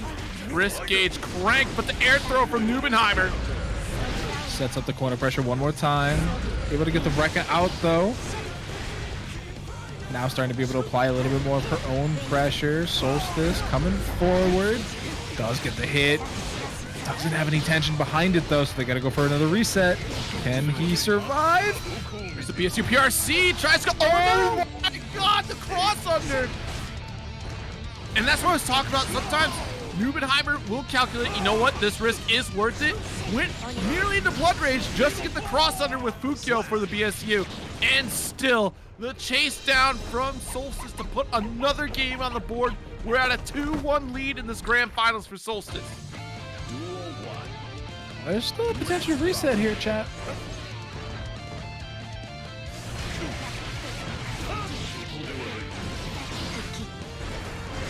Still an incredible life lead already at the start of this round. Not even 10 seconds in. And this is Guilty Gear rounds. Oh, yeah. This is a Guilty Gear round. Nubenheimer. I mean, you just hold on to that burst unless if you believe the Beyblade is coming in. Perfect round for Nuben. All right, shake it off. Try again next time is really all that is. I just 6. Are you sure? Because look at where we're at again. My God. This 6H does too much damage. BSU, red R's already shattered. No burst opportunity here. Last touch. I don't even think you're going to get a burst. You got to get a gold burst, if anything, because next hit, you're done. Yeah. Oh, even clashing at the end there. That's scary. If you didn't clash, you were dead. But there it is. Game 2 for Nuben. There is an opportunity. It's just you got to survive the onslaught of offense. Beyblade, round start here. That was just a backstep with punish here from Nubenheimer. Regular forward throw coming out there as well. This time is the Vampire's Bite into the charged dust. All right, back to mid-screen we go. Ooh, and again, trying to challenge that clone, and he lost the sword for it. BSU, low slash, and plenty of resources for Nubenheimer to continue that offense. Tournament point for Nubenheimer now. And even that wasn't really a round you can really think about too much because it was just a lot of throws. You can't worry about it now that you're against tournament point. You have to just play your game. And even there, the spacing just wasn't right. It's overextension that cost you on that first round. Just trying to play the neutral game, and it's one of those lingering hurt boxes that Ramlethal has. Beautiful air to air to get this pickup in the corner. Morto Bato for the hard knockdown, and really trying to solidify this life lead. Oh no, wasn't ready for YRC. Trying to play with these normals, get the spacing right. Oh, the 5K was just short, but the Fukio back. And that's what Solstice is waiting for right there. Ren RC, go for the finish. Don't bait out this burst. Let's lock it down. Yeah, they did a little bit of burst bait there. And ultimately, like, it's the next touch. You need it. Need something. But here we are, back throw. Great job there from Solstice. Gets the sword explosion as well. There's the burst. Oh, but the counter hit. Look at the damage. That's 2 touches. Oh, nice. Jumped out of the BSU. Great call out here from Solstice. Has resources. Keep that pressure. There we go. 2S. Daro reset, though. Oh, no. Pulls out of the corner. Up into that second category of blood. Has 50 tension. PRC's to make a save. Look at the BRC as well. It's raging time. That should be a round, and it is. Solstice steals the bracket reset. 3-2. And that, what a great call to go for throw. It's going to run down that rage meter. I mean, the health that you're losing anyways. And then by the time it gets down to 0, you're already doing that throw damage. Now you're playing the neutral game once again. You have another lease on life. Yeah, I mean, the 2 best punishes to the blood explosion are throw. Well, technically it's command grab and then a charged dust as well. But regular throw works just as well, especially in those last touch scenarios.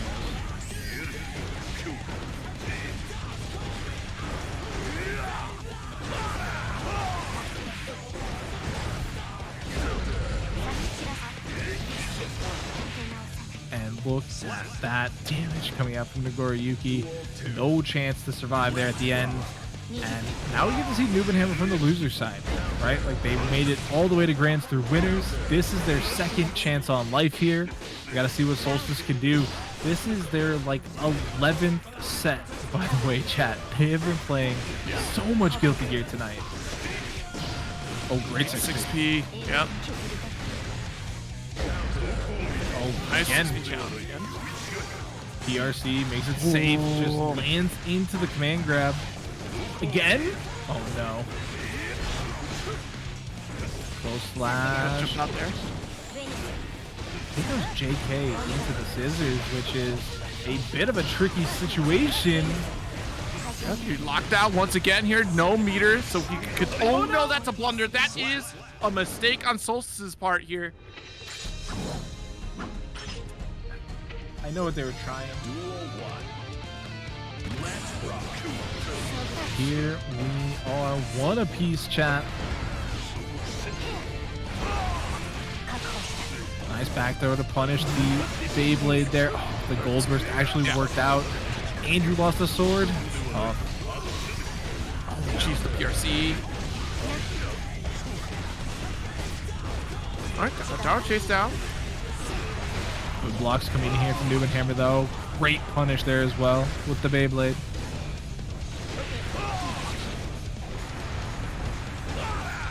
Slash series right there, too. Oh wow, that actually worked out.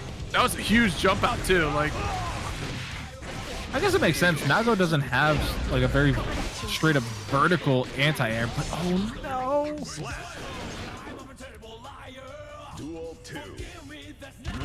yeah, I mean, like, one of the better ones would be the jump dust, right? Like, that's a solid one we've seen players utilize every time. Yeah. That, I actually think that would have worked in that scenario, but Right now, we do got the forward throw coming through here from Solstice. Sets up the sword. For potential Oki. That's Okay, huge. And they pick up their sword as well. Oh, but they don't finish it out. You gotta fall through. I wonder if they Despite there thought... being burst on the burst was right there. And yes, you were hoping for a burst bait perhaps, but ultimately like send it. Well, I was And wondering if they mismanaged their meter, right? Like if they thought they had an RC to back out of that or something. More shot. Goes for the 6H. Far slash will get the hit. Duel 3. Let's rock. Final round here in game 3 of the reset. Dash forward. Oh, great 6P again from Nubenhammer. Push back. Rage is out. All right, Didn't that's block it. kind of nice for Nubenheimer, but also the life lead. So nice for Solstice, right? You got the neutral reset, but yes, you pick up PRC. Yeah, it doesn't get the blood reset, but Yep. didn't necessarily need it there either. Still pretty low in terms of blood meter. Oh no, you got hit by the DP. No! Solstice faltering right at the end of that game 3. Final game here. Currently 2-1 in favor of Nubenhammer in terms of tournament reset score, but round start goes the way here of Solstice for a second, and life bars basically even already. Jeez, big swing on the Garo. Bop, bop, bop. Gets the red RC. Look at the good amount of damage coming out here. Tempo burst. Jails out. No escape from the west side of the screen. Does it again and again and again. Getting a little difficult to try to anti-air these. Okay. Solstice wants to return the favor. Strong start.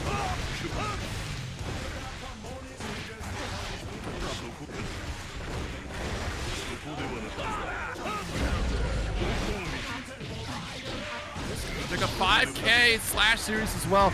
Strong lead for Nubenheimer to try to shut this down early.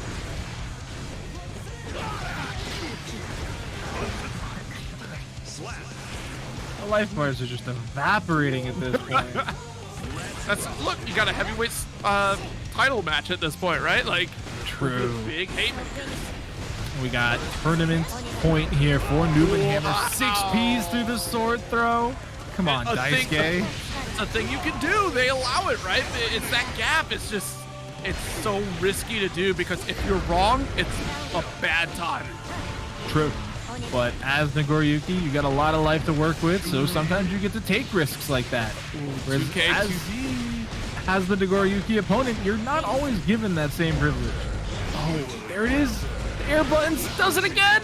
Oh, Nubenhammer coming with a vengeance. 5P, 2P, RC combo. Guess for game. What a throw. That was insane. Oh my God, Watch the last 6P. touch opportunity. Bursting. Solstice trying to fight for their lives here. Has meter YRC. Rage is out. That's There it around.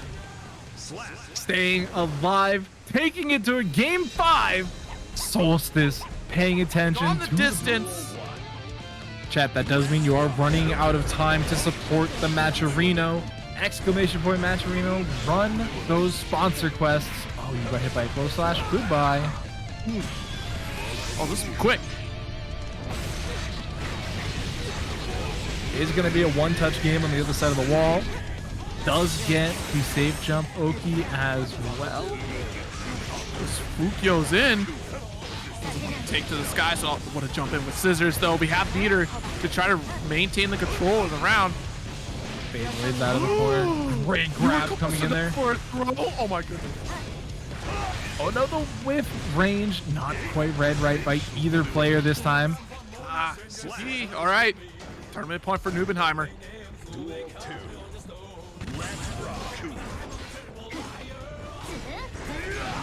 Oh, just Going. flowing. Nice This burst. Tournament point once again here for Nubenhammer. They have had this so many times here tonight. Let's see if they can finally close one out. Counter Nice. does get the punish there.